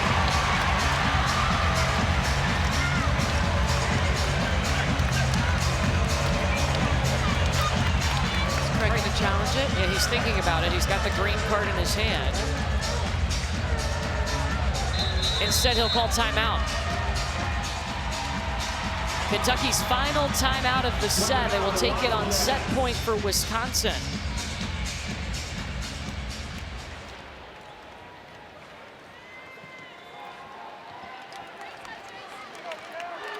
Well, Wisconsin has 2 players with double-figure kills.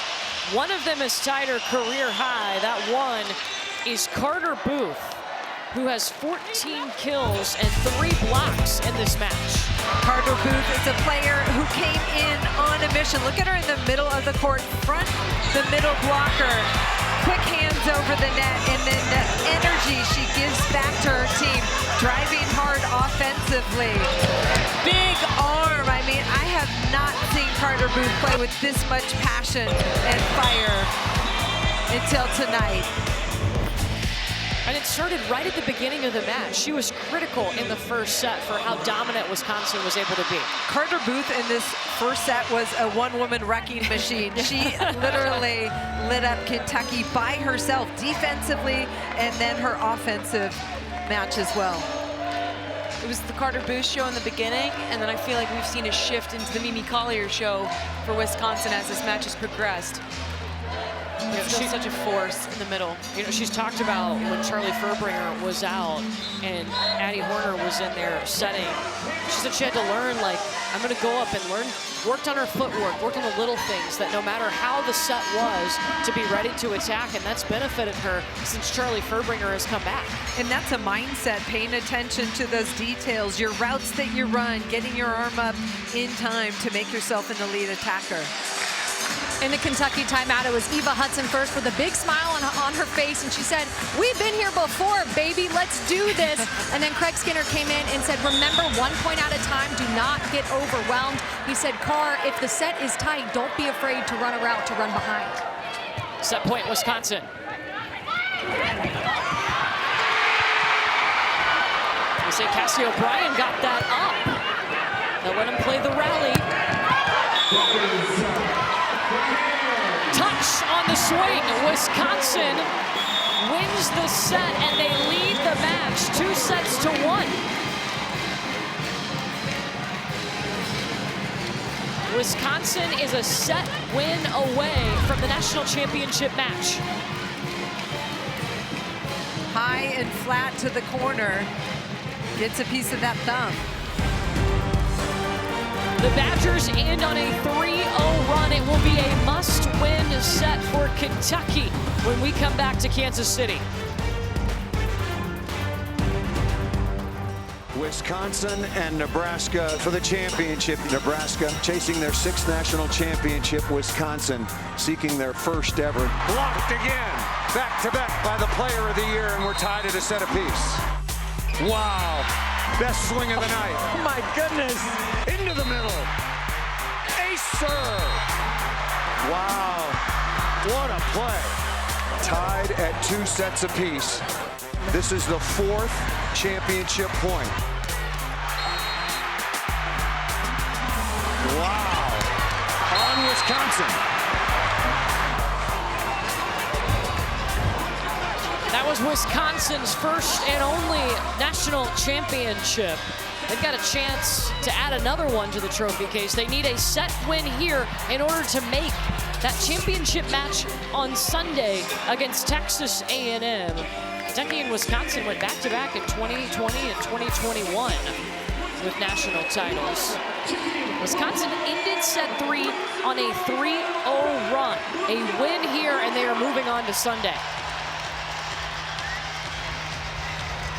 Kentucky's backs against the wall. They've been playing better, playing themselves into this match, but they need to get Brooklyn DeLay going. Set her a little higher. Feel like she's not hitting at the height of her reach, and just find her window so she can help this Kentucky team score.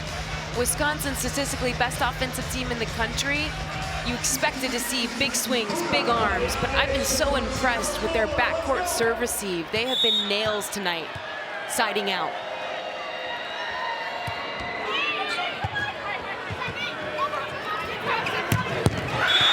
Okay, well, there you go. Well, how about that, Eva Hudson? Holly. the short serve, and then the bump set, bringing it up high and inside, but Eva Hudson try and stop her. High flyer from inside the court, able to beat those two defenders on the left side of the court. With that kind of power, you wonder if maybe Kentucky needs to kind of yo-yo her. Bring her inside some, leave her outside to that antenna, like we saw Charlie Furbringer do with Mimi Collier when they ran her on that kind of 31, 32 rip inside. It allows you to find an inside angle just like we saw. Now that happened because they were out of system, but it works sometimes well. We'll see if they move her around. To Collier, into the angle. Mimi Collier's got 23 kills. That was a short string set from Charlie Furbringer, meaning short distance. The ball was passed all the way on the left side of the court. And Charlie Furbringer, it's obvious she's going to that left side. Kentucky has their chance to put up a block, but they can't come up with the dig. Service error on Addie Horner. This Wisconsin team came out and hit the gas right away in this match. Won the first set 25-12, and Carter Booth was explosive in that. 7 kills in that set alone. They had no attacking errors as a team in set 1. I like that heads-up play by Charlie Furbringer to realize she's tight to the net. Tried to go deep in the corner. Right idea, just missed wide.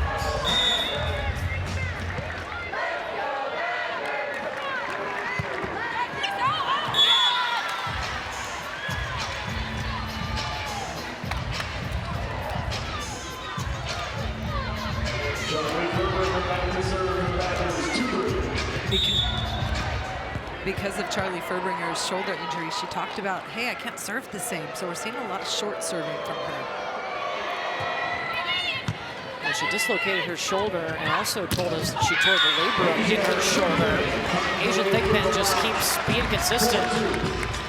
Mind you, that labrum is still torn. She's playing with an injury in her shoulder, and she said, you know, hopefully we make it to a national title game, we win a national title, and then I'll figure out what to do next about my shoulder. Says a lot about her character and what she wants to provide for this team playing through that pain. It doesn't look like it's bothering her. No, certainly not based on the location and tempo she's setting the ball with. Mimi Collier with a little roll shot into the middle of the court. She's already established her power using the perimeter of the court. That's why that shot drops. So with the pass, Brooklyn delay. Grace Egan on the right side. It's interesting, Wisconsin thought Grace Lopez would be their starting opposite this season. Unfortunately, she retore her ACL, and so it allowed Grace Egan to step into that role. And you know, Kelly Sheffield said at times she's our best blocker, at times she's our best attacker, our best server, our best defender. She's so well-rounded, and she's filled that void extremely well. Charlie Furbringer is so good at holding the defense. She's got 3 front row hitters, and then she sets the back row, and that puts Mimi Collier one-on-one versus Lizzie Carr at the net, and they don't have time to react. That came off of Mimi Collier's hands 65 miles per hour. Oh, Carter Booth! Carter Booth over the net so quick that Lizzie Carr can't get it by her. It is a 4-0 run for Wisconsin. A win in this set, and they're moving on to the championship match.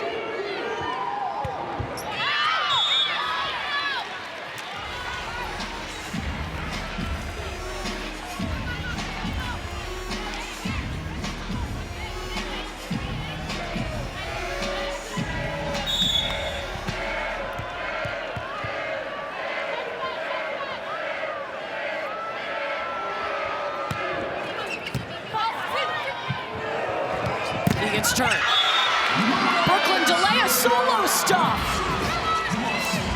Brooklyn DeLay has a big presence on the left side when she makes things happen. Watch her left side. She tracks this ball, hands over the net, takes the line away from Grace Egan. You see her, come on.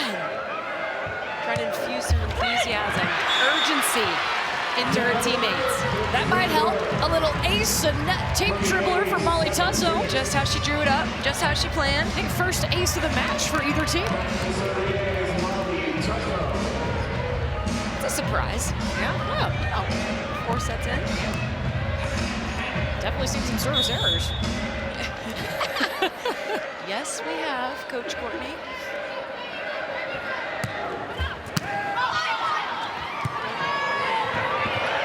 It's going after it. Tuzzo's going to have to step in to set delay. Oh, Carter Booth is a wall. Right now, if you're Brooklyn Delay, challenge Grace Egan down the line. Carter Booth is a woman on a mission. Look how much space she takes, that big right hand, taking away the seam from Delay. 5 blocks for Booth.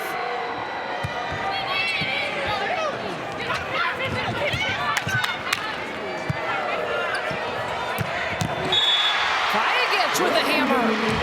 We talk a lot about Mimi Collier. We talk a lot about Carter Booth, and for good reason. But Vajic, I think, is so steady and consistent. She got heat and power to her swing as well. She's hit 400 the last 3 matches. Hitting 364 now, which is still a very good number. Going just long for Asia Thigpen, and no touch call.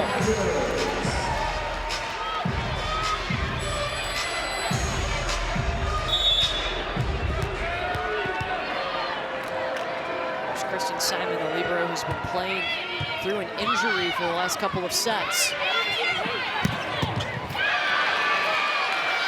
There's the Brooklyn Delay we're used to seeing. Just a little more lift on that set allows Brooklyn Delay to work around the block, hit at the height of her jump, and this has plenty of heat, gets away from the Wisconsin defender. And ends a 3-0 run by Wisconsin, too.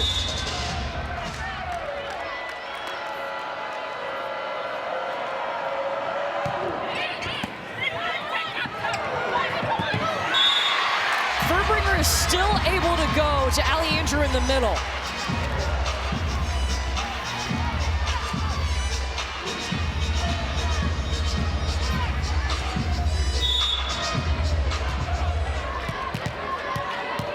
Wisconsin hitting 444 in this set.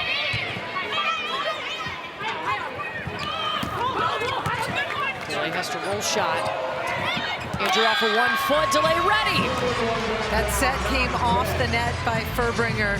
Location was hard for Andrew to attack.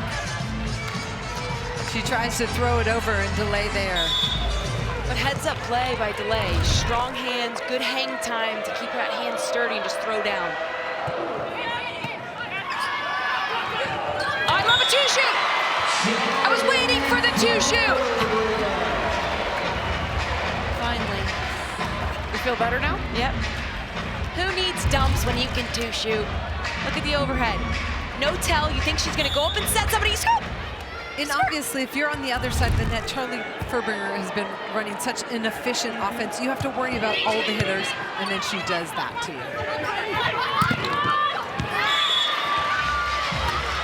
Good response by Eva Hudson. But Wisconsin is siding out so well that Kentucky has not been able to go on a run here in this set.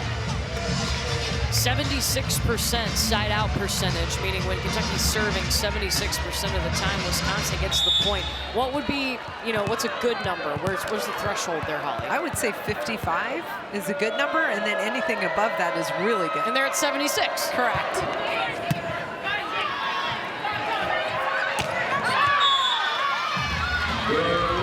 Kill for Mimi Collier, up to 26 kills. And they're moving that set in and out for Mimi Collier. There's another example where they set her a little bit inside so she can come and work against that block, gives her different options and angles to work with.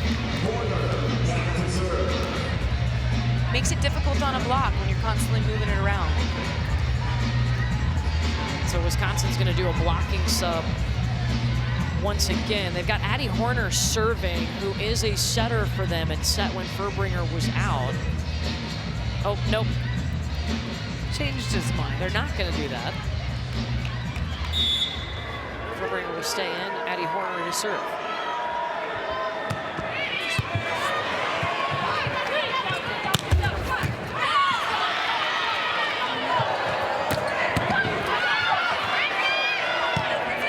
Tracks it down. Furbringer running Booth on the slide.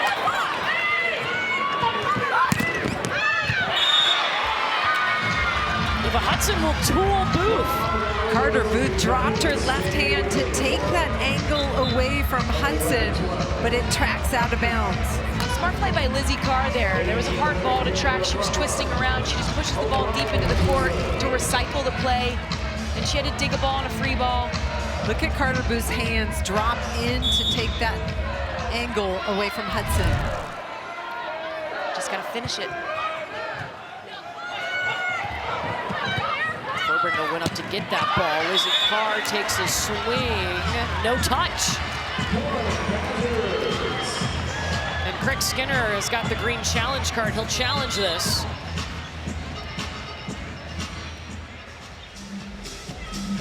Looking for a touch.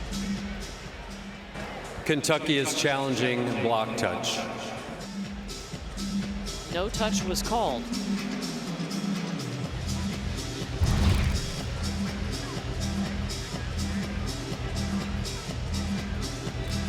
I think the middle finger on Carter Booth's right hand. Oh, maybe her pointer finger. I see that left index finger. Yep.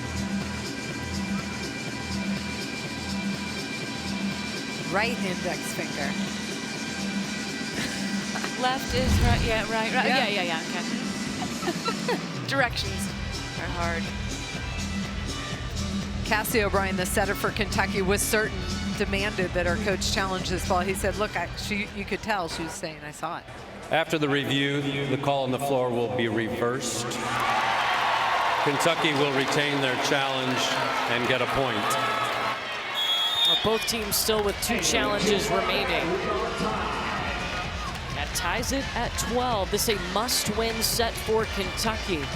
Big challenge. You'll see, I wonder if this will switch some of the momentum to Kentucky's side, because right now, throughout set 4, it feels like it's all been on Wisconsin's side.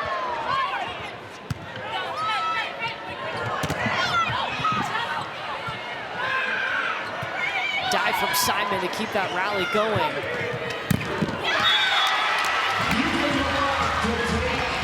Impressive tool. So Kentucky has the lead. Good help on the block, and then a free ball over on the cover play delay. Gets that to her setter, and then Eva Hudson finishes. Wildcats on a 3-0 run. Tough serve, too. Nice dig. Hudson. Roofed! Guess who? Wisconsin has tied their season high with 10 blocks. You want to turn that ball down at Furbringer. She puts up a good block, but she's much smaller than 6'7" Carter Booth in the middle, who's doing a fantastic job defensively. Carter Booth is such a leader on the court, but I've been tracking her when she's on the bench as well. She's so engaged. She's almost doing play-by-play on the bench. When a player's about to swing cross, she'll scream cross, or when they're going to swing line, she screams line. She's so locked in, no matter if she's on or off the court. It's one of the reasons, many, that why she was a team captain this year. She is that vocal leader, and she's told us she's playing with a new fire. By the way, that was a monster swing from Lizzie Carr out of the middle. Now you've got some service pressure coming from Kentucky, and the fans in the stands are loving it. And Kentucky hits 15. Backs against the wall for the Wildcats. They have to win this set to extend their season. Well, coming up next on ESPN, stay tuned for Sports Center. You'll get to hear from the winner of this match. They'll recap the 2 semifinals here in Kansas City. Texas A&M is already in that championship match. Either Wisconsin or Kentucky will join them there on Sunday on ABC. Kentucky is up by 2. Here in the 4th set, they have to win this set to extend the match. If Wisconsin wins, they're on to Sunday's championship. Eva Hudson serving.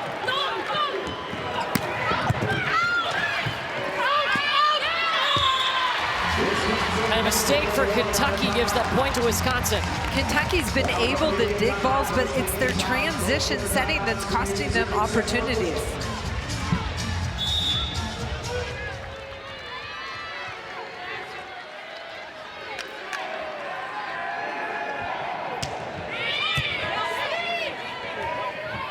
Thigpen going after it.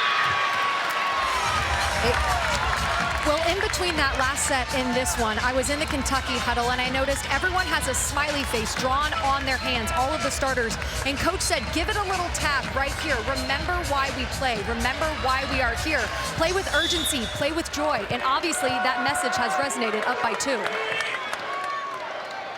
Yeah, with their backs against the wall, Madison, trying to find that joy on the biggest stage. Oh my gosh. Carter Booth adding to her career high.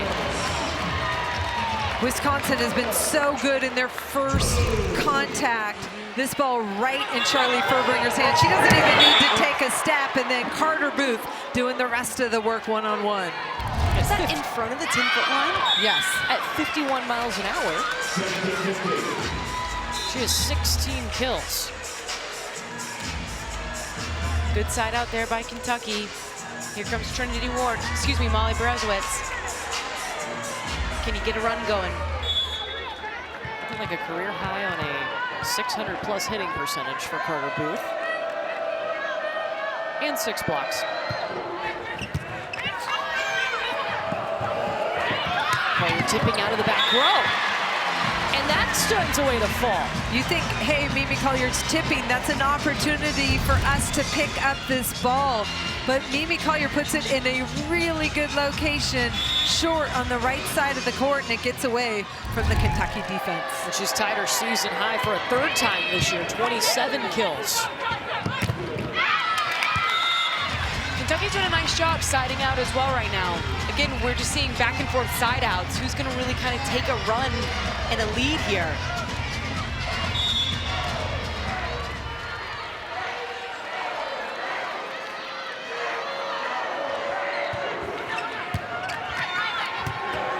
Fuerbringer has to bump set that one back.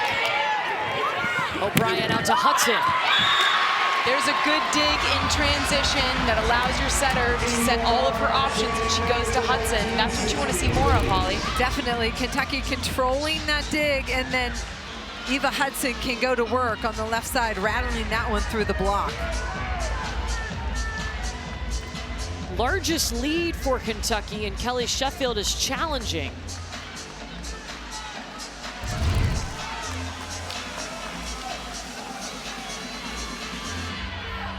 Oh, maybe he wasn't. He had the green challenge card and was talking to the down official, and is not going to challenge. I guess we have to see him do the C as well with his hand. Yeah. Brooklyn DeLay is talking to the up official. The court captain is the only one that can approach the up official.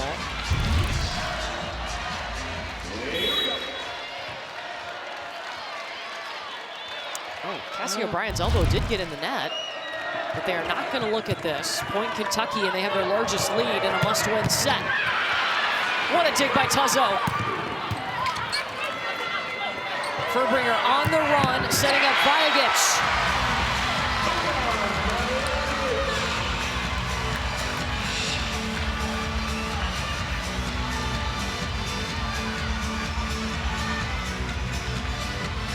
Vajagic swinging 55 miles per hour to pull Wisconsin within 2.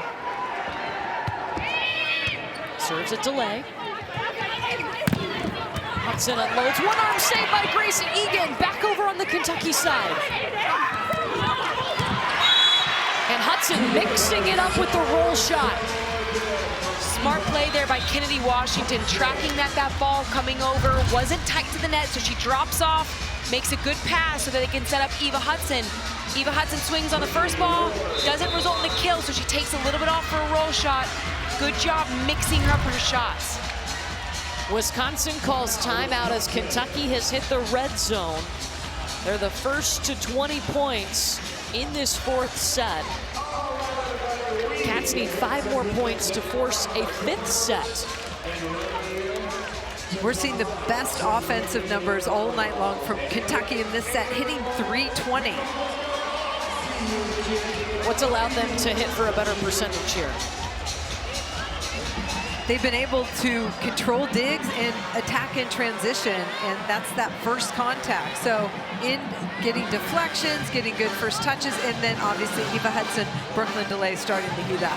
I think it's fair to say, though, it's still not to the standard we're used to seeing of Kentucky. I think there's still room for improvement in transition and some of the location we've seen from Cassie O'Brien, which just speaks to how good this team has been all season long. Playing extremely well, but I just don't think they're playing quite to their standards. So that's a good thing, to know that you still have another gear you can get to. It's those missed opportunities after digs that Kentucky wants back. They want to take care of those balls better. Well, Kentucky's got a 3-point lead right now, but reminder, if Kelly Sheffield had challenged this, they would have seen Cassie O'Brien in the net, and it would have been a 1-point set. I wonder what he was having multiple conversations with the down official. I wonder what called him off of it, where he didn't end up challenging it.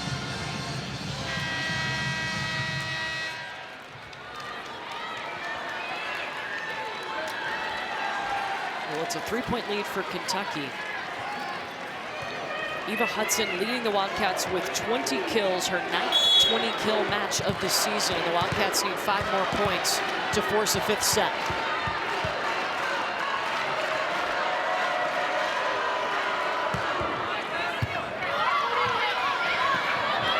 Out of system swing for Collier. Dug up by DeLay.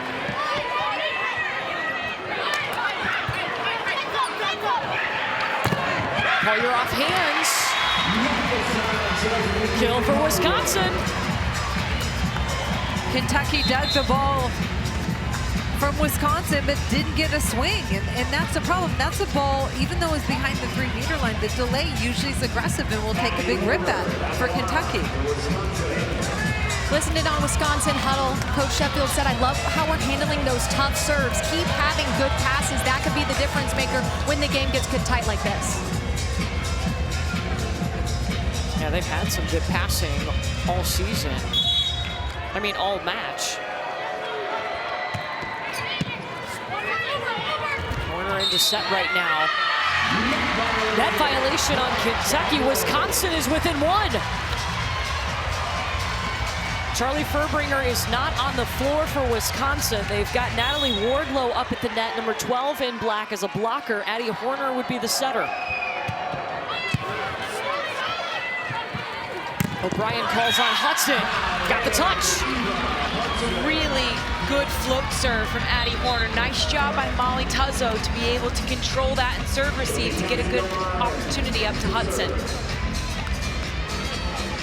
Furbringer back on the court for Wisconsin. Cassie O'Brien behind the service line for Kentucky.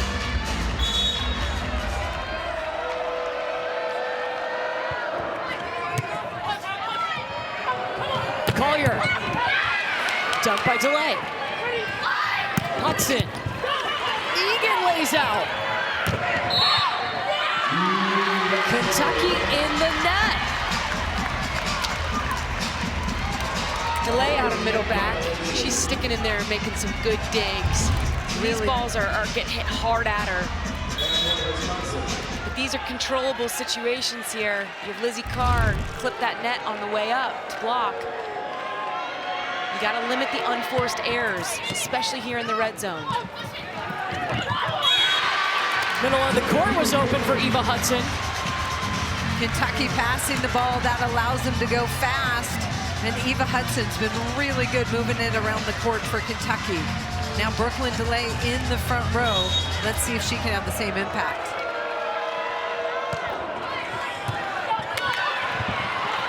Great save. Wow, Furbringer slid, one-handed save.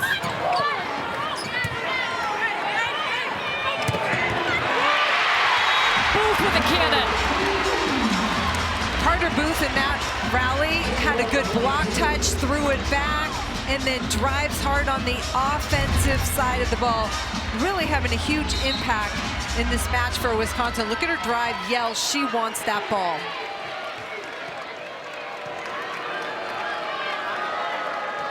A new career high of 17 kills for Carter Booth. She has a career high, and Mimi Collier has tied her career high at 29 for Wisconsin.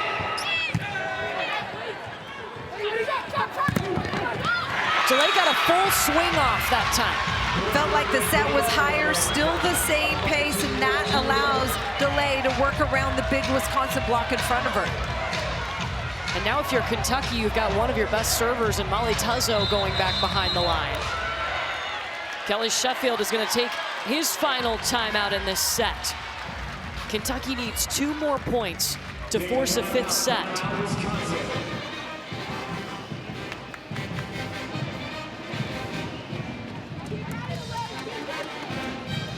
Both teams hitting for really good numbers. Wisconsin in this set hitting 414. They've been fantastic all night long, but Kentucky 323, not bad considering where they came from in that first set. Well, Eva Hudson is leading Kentucky right now, and in this set alone, guys, she's got 8 kills. She wanted to go to Kentucky to make a difference, and boy, has she. She is such a force on that outside pin. But I love that she recognizes when to swing, when to throw down, when to mix in a tip, and then the passion she plays with. I think right now, Eva Hudson, sets 3, sets 4, she's been willing this Kentucky team to try to go to 5. Definitely, and she brings her intensity, her energy, trying to get the rest of her team going as well. It's a Kentucky team that came out in the semifinal match, and their offense looked out of sync, out of sorts. It was all Wisconsin in that first set, 25-12. In fact, Wisconsin didn't have an attacking error at all in the first set, and Kentucky couldn't get in a rhythm. It's really hard on a big stage when you come out and nothing's working. And credit Kentucky with being patient and doing the little things to get back in this match. And right now, Kentucky's 2 points away. Madison, what was Wisconsin talking about? Well, they're already back on the court. It was a quick huddle. Coach Sheffield said, 1 at a time, control what you can control, just focus on the little things. And then Charlie Furbringer looked at every single one of her attackers in the eye and said, I got you. Well, they believe it because she's been doing it all season long. All she needs is 1 good pass here so she can distribute to any of her very capable attackers. Molly Tuzzo serving. Collier, back row. Tuzzo got there. Booth in the middle. Good block touch by Kentucky. Back row, Eva Hudson. Oh, you don't see that happen often. It's a great block touch by Carter Booth. Just a miscommunication of who's going to come up under to grab it. Tuzzo with the full sprint to keep this ball alive and for Kentucky to stay in the play. How about this block deflection by Carter Booth? High, giving her team enough time and then no communication. But it's set point Kentucky.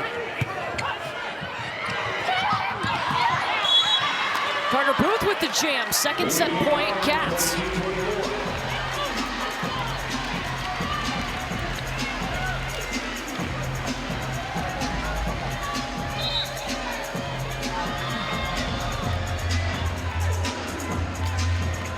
See Trinity Shad series come in for the front row for Vajagic. We've seen Wisconsin use her as a blocking sub in the tournament. Delay. Simon with the up, it's back on Kentucky's side.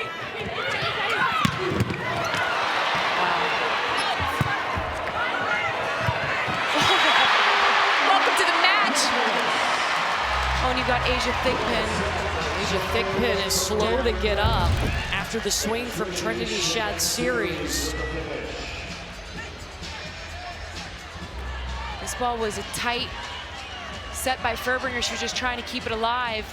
Shad series comes in high flying. Just unfortunate. She comes down on Shad series' foot. So Kentucky will call a timeout here as Asia Thigpen trying to walk it off.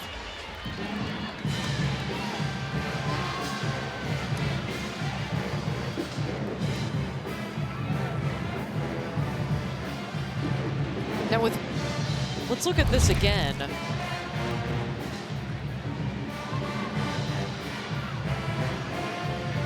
Yeah, because Wisconsin is crossing the center line, should that be Kentucky's point? Yes, that's dangerous.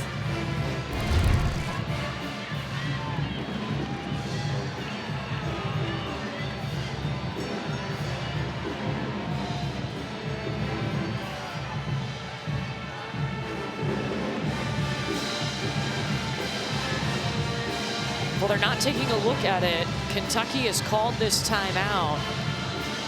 It'll be their third set point as they try to force a fifth. If Wisconsin comes back here, this match is over.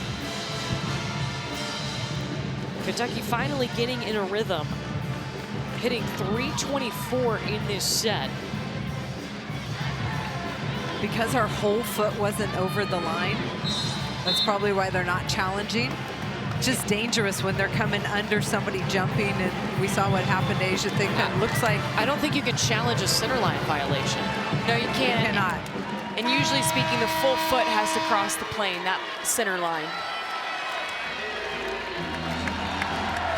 Well, in the Kentucky huddle, Thigpen was stretching that ankle out, walking around while stretching it. While she was doing that, the Kentucky team was firing themselves up, led by DeLay and Hudson, and then Craig Skinner comes into the huddle and says 2 words, rip it. He's got hitters that can certainly do that. Set point number 3 for Kentucky.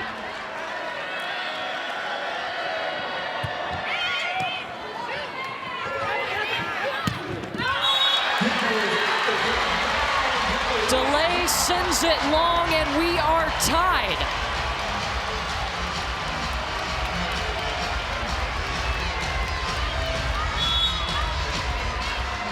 Do you have the mental strength if you're Kentucky to settle in, buckle down, and side out here? Backside to Asia Thigpen. She looks good to go. Collier. Oh, blocked! Triple block. Needed, necessary, gets it done. Incredible. Both blockers came in to help in the middle. Brooklyn DeLay and Asia Thigpen, and 6 hands over the net. Worked this time against the Mimi Collier back row attack. 4th set point for Kentucky. Molly Brezowitz. Baya gets stuffed. How about 5? We've been calling for Kentucky's block to get involved, and how about those last 2 points? Kennedy Washington, heck of a job at the net, great defense. Kentucky overcomes a slow start in this match. They will force a 5th set. Play into 15 points when we come back. Winner to the national championship match.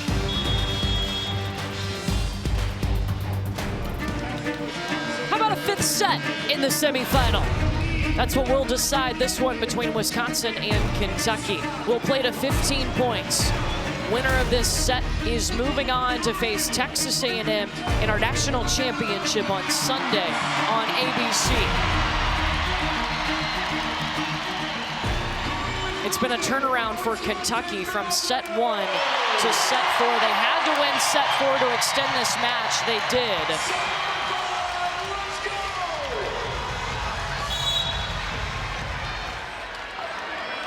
Wisconsin has pushed them all night. Verbringer out to Mimi Collier. Andrew in the middle.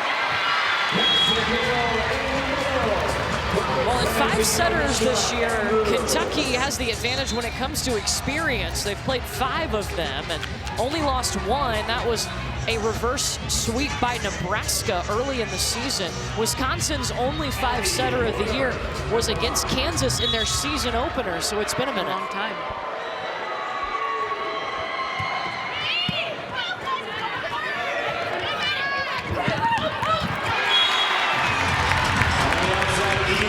In Wisconsin's huddle between those sets, Carter Booth started it off like she always does. She said, this is why we're here, no rolling over. She reminded her team, no miscommunication. miscommunication plays, talk between every single play. And then Sheffield came in and said, is this freaking awesome or what? Everyone started screaming. And then actually he reminded them, get the off-speed shots. Make sure to dig those. And that's exactly what happened right there.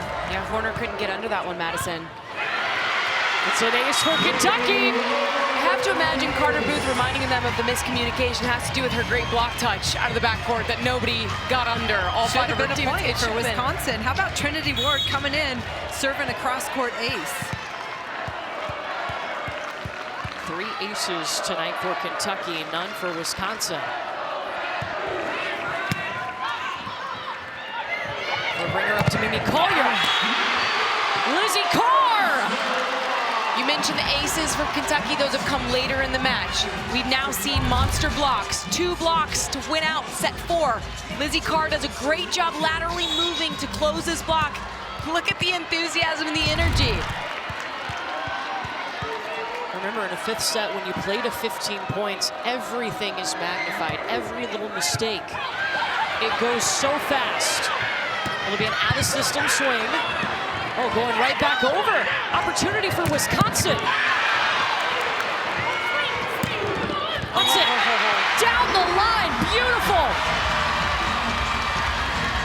Brooklyn delay. Unbelievable defense and middle back to set that play up, Holly. Brooklyn delay is stepping up, and then the no-looky cookie by Eva Hudson down the line, her favorite shot. But it all starts with that fantastic brave dig by Brooklyn delay of Kentucky. And now Kentucky is on a 4-0 run. Wisconsin has got to call timeout. When you go to 15, a 4-0 run feels like a mile. And look at how excited they are. And a little bit of, I think, relief, too, from Kentucky's huddle, because I feel like they're finally playing to the level that we've seen throughout the course of this season. All right, so for Wisconsin, how do you regroup here? What do you talk about? Well, they passed incredibly well this entire match till the last couple of plays where they pulled their pass off the net. So they just need to get back to a good first contact, passing it in front of the 3-meter line. You have confidence. You've been passing well all night. Been a little shaky here as of late. Just get back to it. Allow Charlie Furbringer to run her offense to its fullest effect. So out of this, Wisconsin will have 1 timeout remaining for the 5th set. Kentucky will have 2. Both teams have both challenges, so 2 challenges apiece.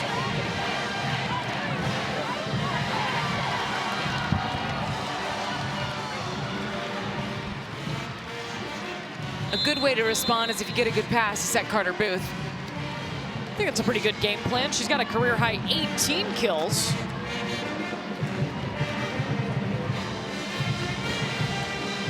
Wisconsin's got some work to do, Madison.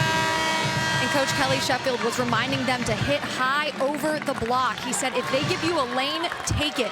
But that whole huddle was about offensive efficiency and putting the ball away. Well, Madison, Lizzie Carr in the middle for Kentucky. She's 6'6", so to your point, that's a big block to go against. You want to try to find her fingertips and tool the block. That's number 15 in white for Kentucky.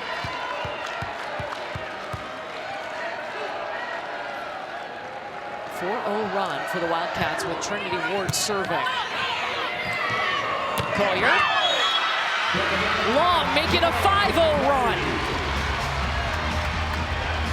The pressure of Kentucky's defense right now is affecting Mimi Collier. We haven't seen very many errors all night long from her. Does it help playing in multiple 5-setters if you're Kentucky? Yes. Definitely. How? You have experience to draw on, that you've been in those intense, high-pressure situations before. You also have the physical and mental stamina to draw on because you've done it 5-6 times this season compared to Wisconsin's 1. This is the first time we've seen Wisconsin look out of sorts all night. And they're allowing Kentucky on a 6-0 run.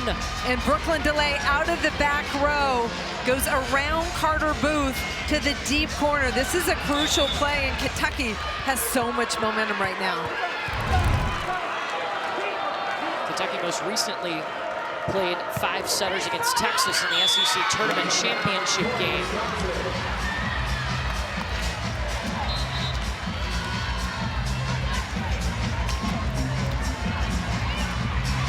So a 6-0 run has a nice lead here for Kentucky. Charlie Furbringer just took a deep breath before she stepped back behind the service line.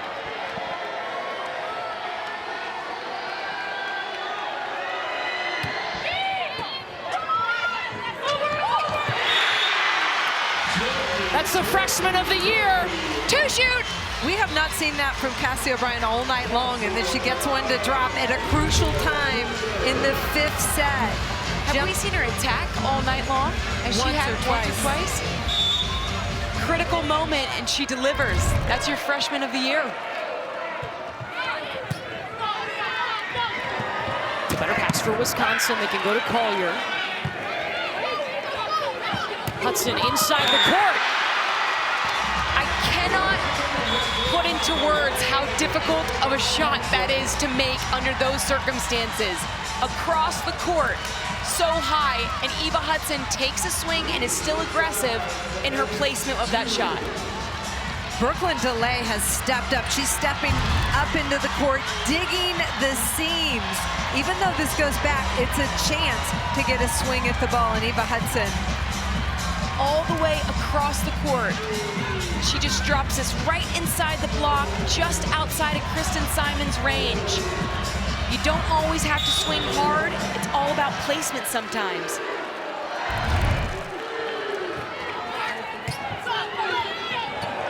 Carter Booth off of 1 foot, tooling the block. Charlie Furbringer goes back to her hot hitter.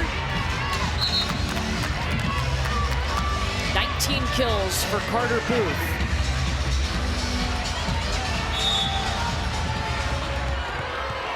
Shot series up at the front for Wisconsin. Service error. Here go the Cats.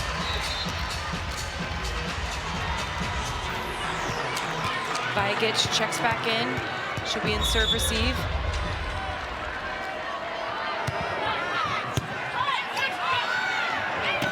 They go to Booth. Kentucky was ready. Lizzie Carter will get the swing. One arm save from Simon. Booth sends it back. Some good defensive touches by Kentucky, but Carter Booth gets another swing at it.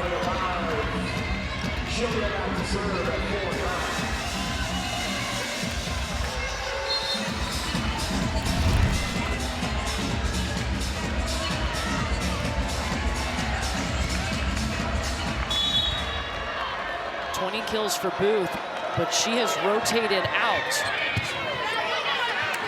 Nice pass by Hudson. Big Pin will take it. Great drop in by Shad Series on the block. Andrew in the middle, dug by Tuzzo. Delay coming in. Just wide on the angle. Brooklyn DeLay taking some big rips, staying aggressive, which I like.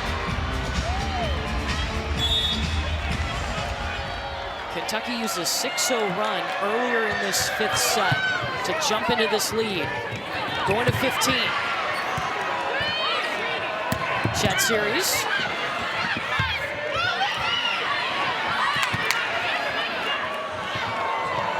Collier back row, in.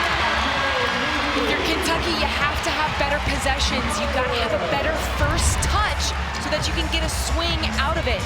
Unfortunately, they haven't been able to connect in the last few points, and Collier's able to go up and take a big swing out of the back row. If Kentucky doesn't take care of it, Wisconsin will. Wisconsin's on a 4-1 run.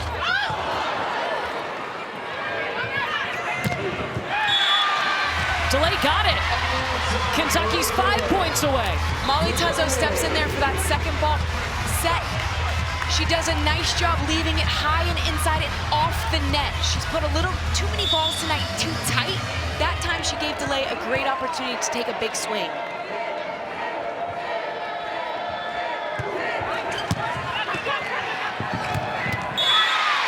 Middle of the floor, Allie Andrew found it. Really impressive connection. Charlie Furbringer getting everyone involved. We haven't seen a lot from Allie Andrew, but big kill in the 5th set for her. I think Furbringer recognizes that Kentucky's having a hard time defending against the middle attack, whether that's Carter Booth or Allie Andrew. So she's running it as she's trying to cut into this deficit.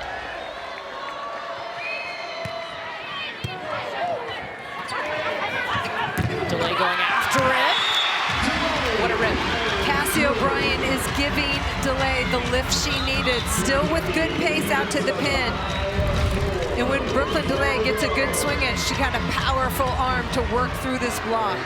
All the way outside to that antenna, so she can turn line if she wants, she can use the block, she can cut it inside cross court.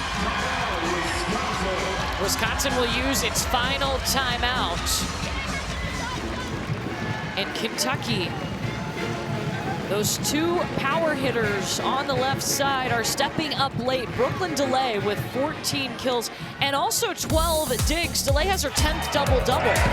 It's been DeLay's defense that's really sparked this Kentucky comeback, and that's helping her offense gain some momentum. She's getting aggressive. Cassie O'Brien's lifted her set a little bit, and she's been more of a factor on the offensive side, but it started with her defense. Guys, the evolution that we've seen of Kentucky just tonight. In that first set, they lost 25-12. It was their worst deficit in a set since December of 2018. And for them to come back, and here they lead in set 5. Jamie Morrison of Texas A&M says, look, it's all about response. We're seeing a huge response from Kentucky tonight. The first set was a throwaway for them, but they've built momentum, and now they're playing their best volleyball in this 5th set where it counts the most. What's happening with Wisconsin, Katie? Well, I think Kentucky's done a great job from the service line, so it's put a lot of pressure on the serve receivers for Wisconsin. So Charlie Furbringer has been on the run quite a bit here in this 5th set. That's what allowed Kentucky to go on the run, much like we saw Wisconsin do to Kentucky earlier in this match.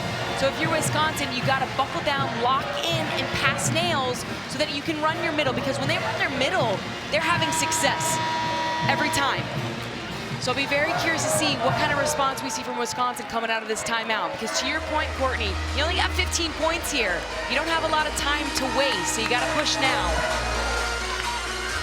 Coach Kelly Sheffield came in and said, look, here's what we have to do. We need 2 points for every one of their points. He said, we can win this thing if we get 2 for every one of theirs. And he said, cover your attackers, make plays in transition, and be gritty. The little game within the game. Monster dig by Tuzzo.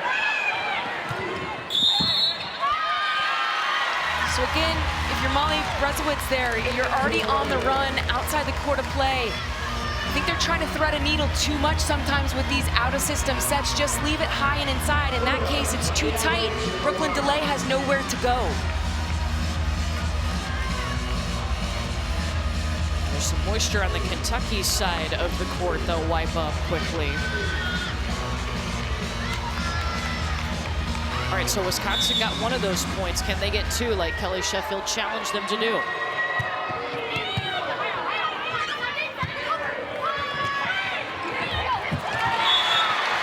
An attacking error on DeLay. Wisconsin's got a couple in a row. There's the 2 points that Kelly Sheffield wanted. Can you get 3?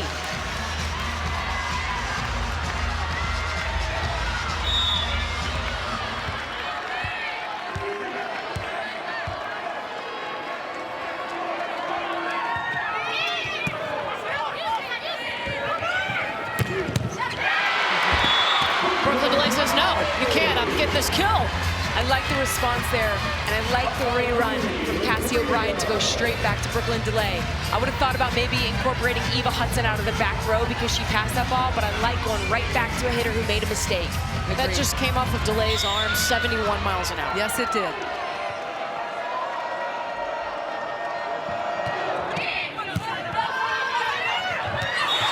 Furbringer with the dump. Kennedy Washington, at least as a middle blocker, needs her hands up, ready to slow that down, but Charlie Furbringer sees that. No hands up, she's going to take advantage and throw it down. Wisconsin on an 8-4 run. Kentucky had an 8-2 lead in this 5th set, going to 15.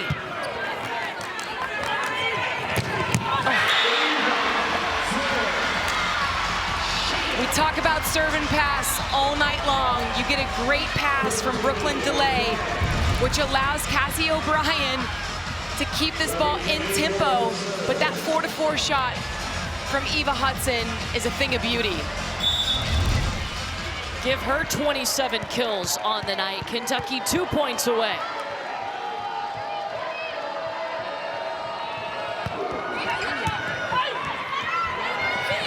Inside to Collier off hands. Oh, it goes over thanks to Brezowitz. Booth on the slide. Wisconsin takes the point. Lean on your stars, Carter Booth. Big kill off Eva Hudson, who's a fantastic left side blocker there on the slide. Carter Booth has gotten herself over the 20 kill mark for the first time in her career. 21 kills tonight, 633 hitting.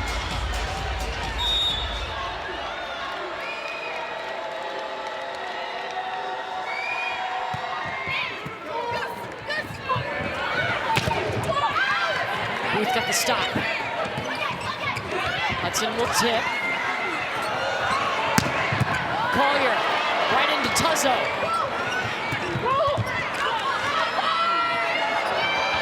Mimi Collier up again.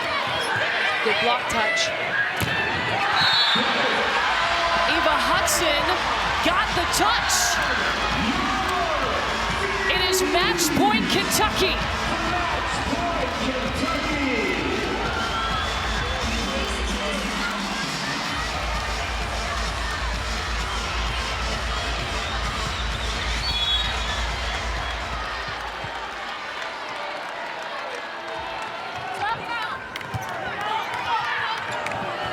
Bringer to Mimi Collier. It's a big time swing. Second match point on the way for Kentucky. Wisconsin nails the pass, gets their best hitter going on the pin. Now Wisconsin needs a stop.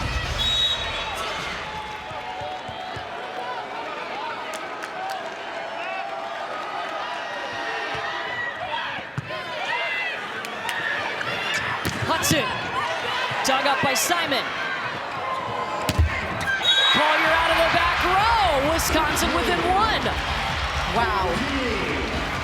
The confidence in Mimi Collier out of the back row, but all made possible by that dig. And Kentucky will have a third match point. They called timeout. Freshman, yeah, Simon stepping in, and then Furbringer to Collier. Right between those blockers' hands. That's 2 big time swings in a row from Mimi Collier.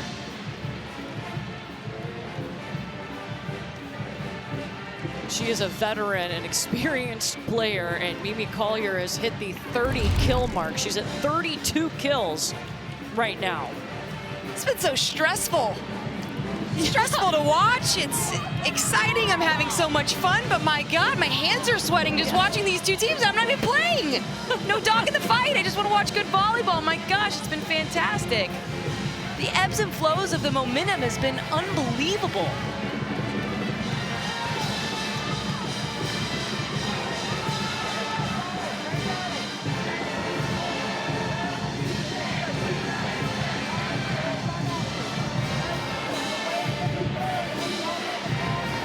Wisconsin making a late push as Kentucky is about to have match point number 3. Texas A&M awaits the winner of this in the championship on Sunday. At the beginning of that Kentucky huddle, DeLay looked at her freshman setter, Cassie O'Brien, and said, "This is fun." And Cassie O'Brien gave her the biggest smile. And then head coach Skinner said, "Talk on the pass, talk between the seams, extra communication here." Their passing has helped get them back into this match. Match point number 3, Kentucky.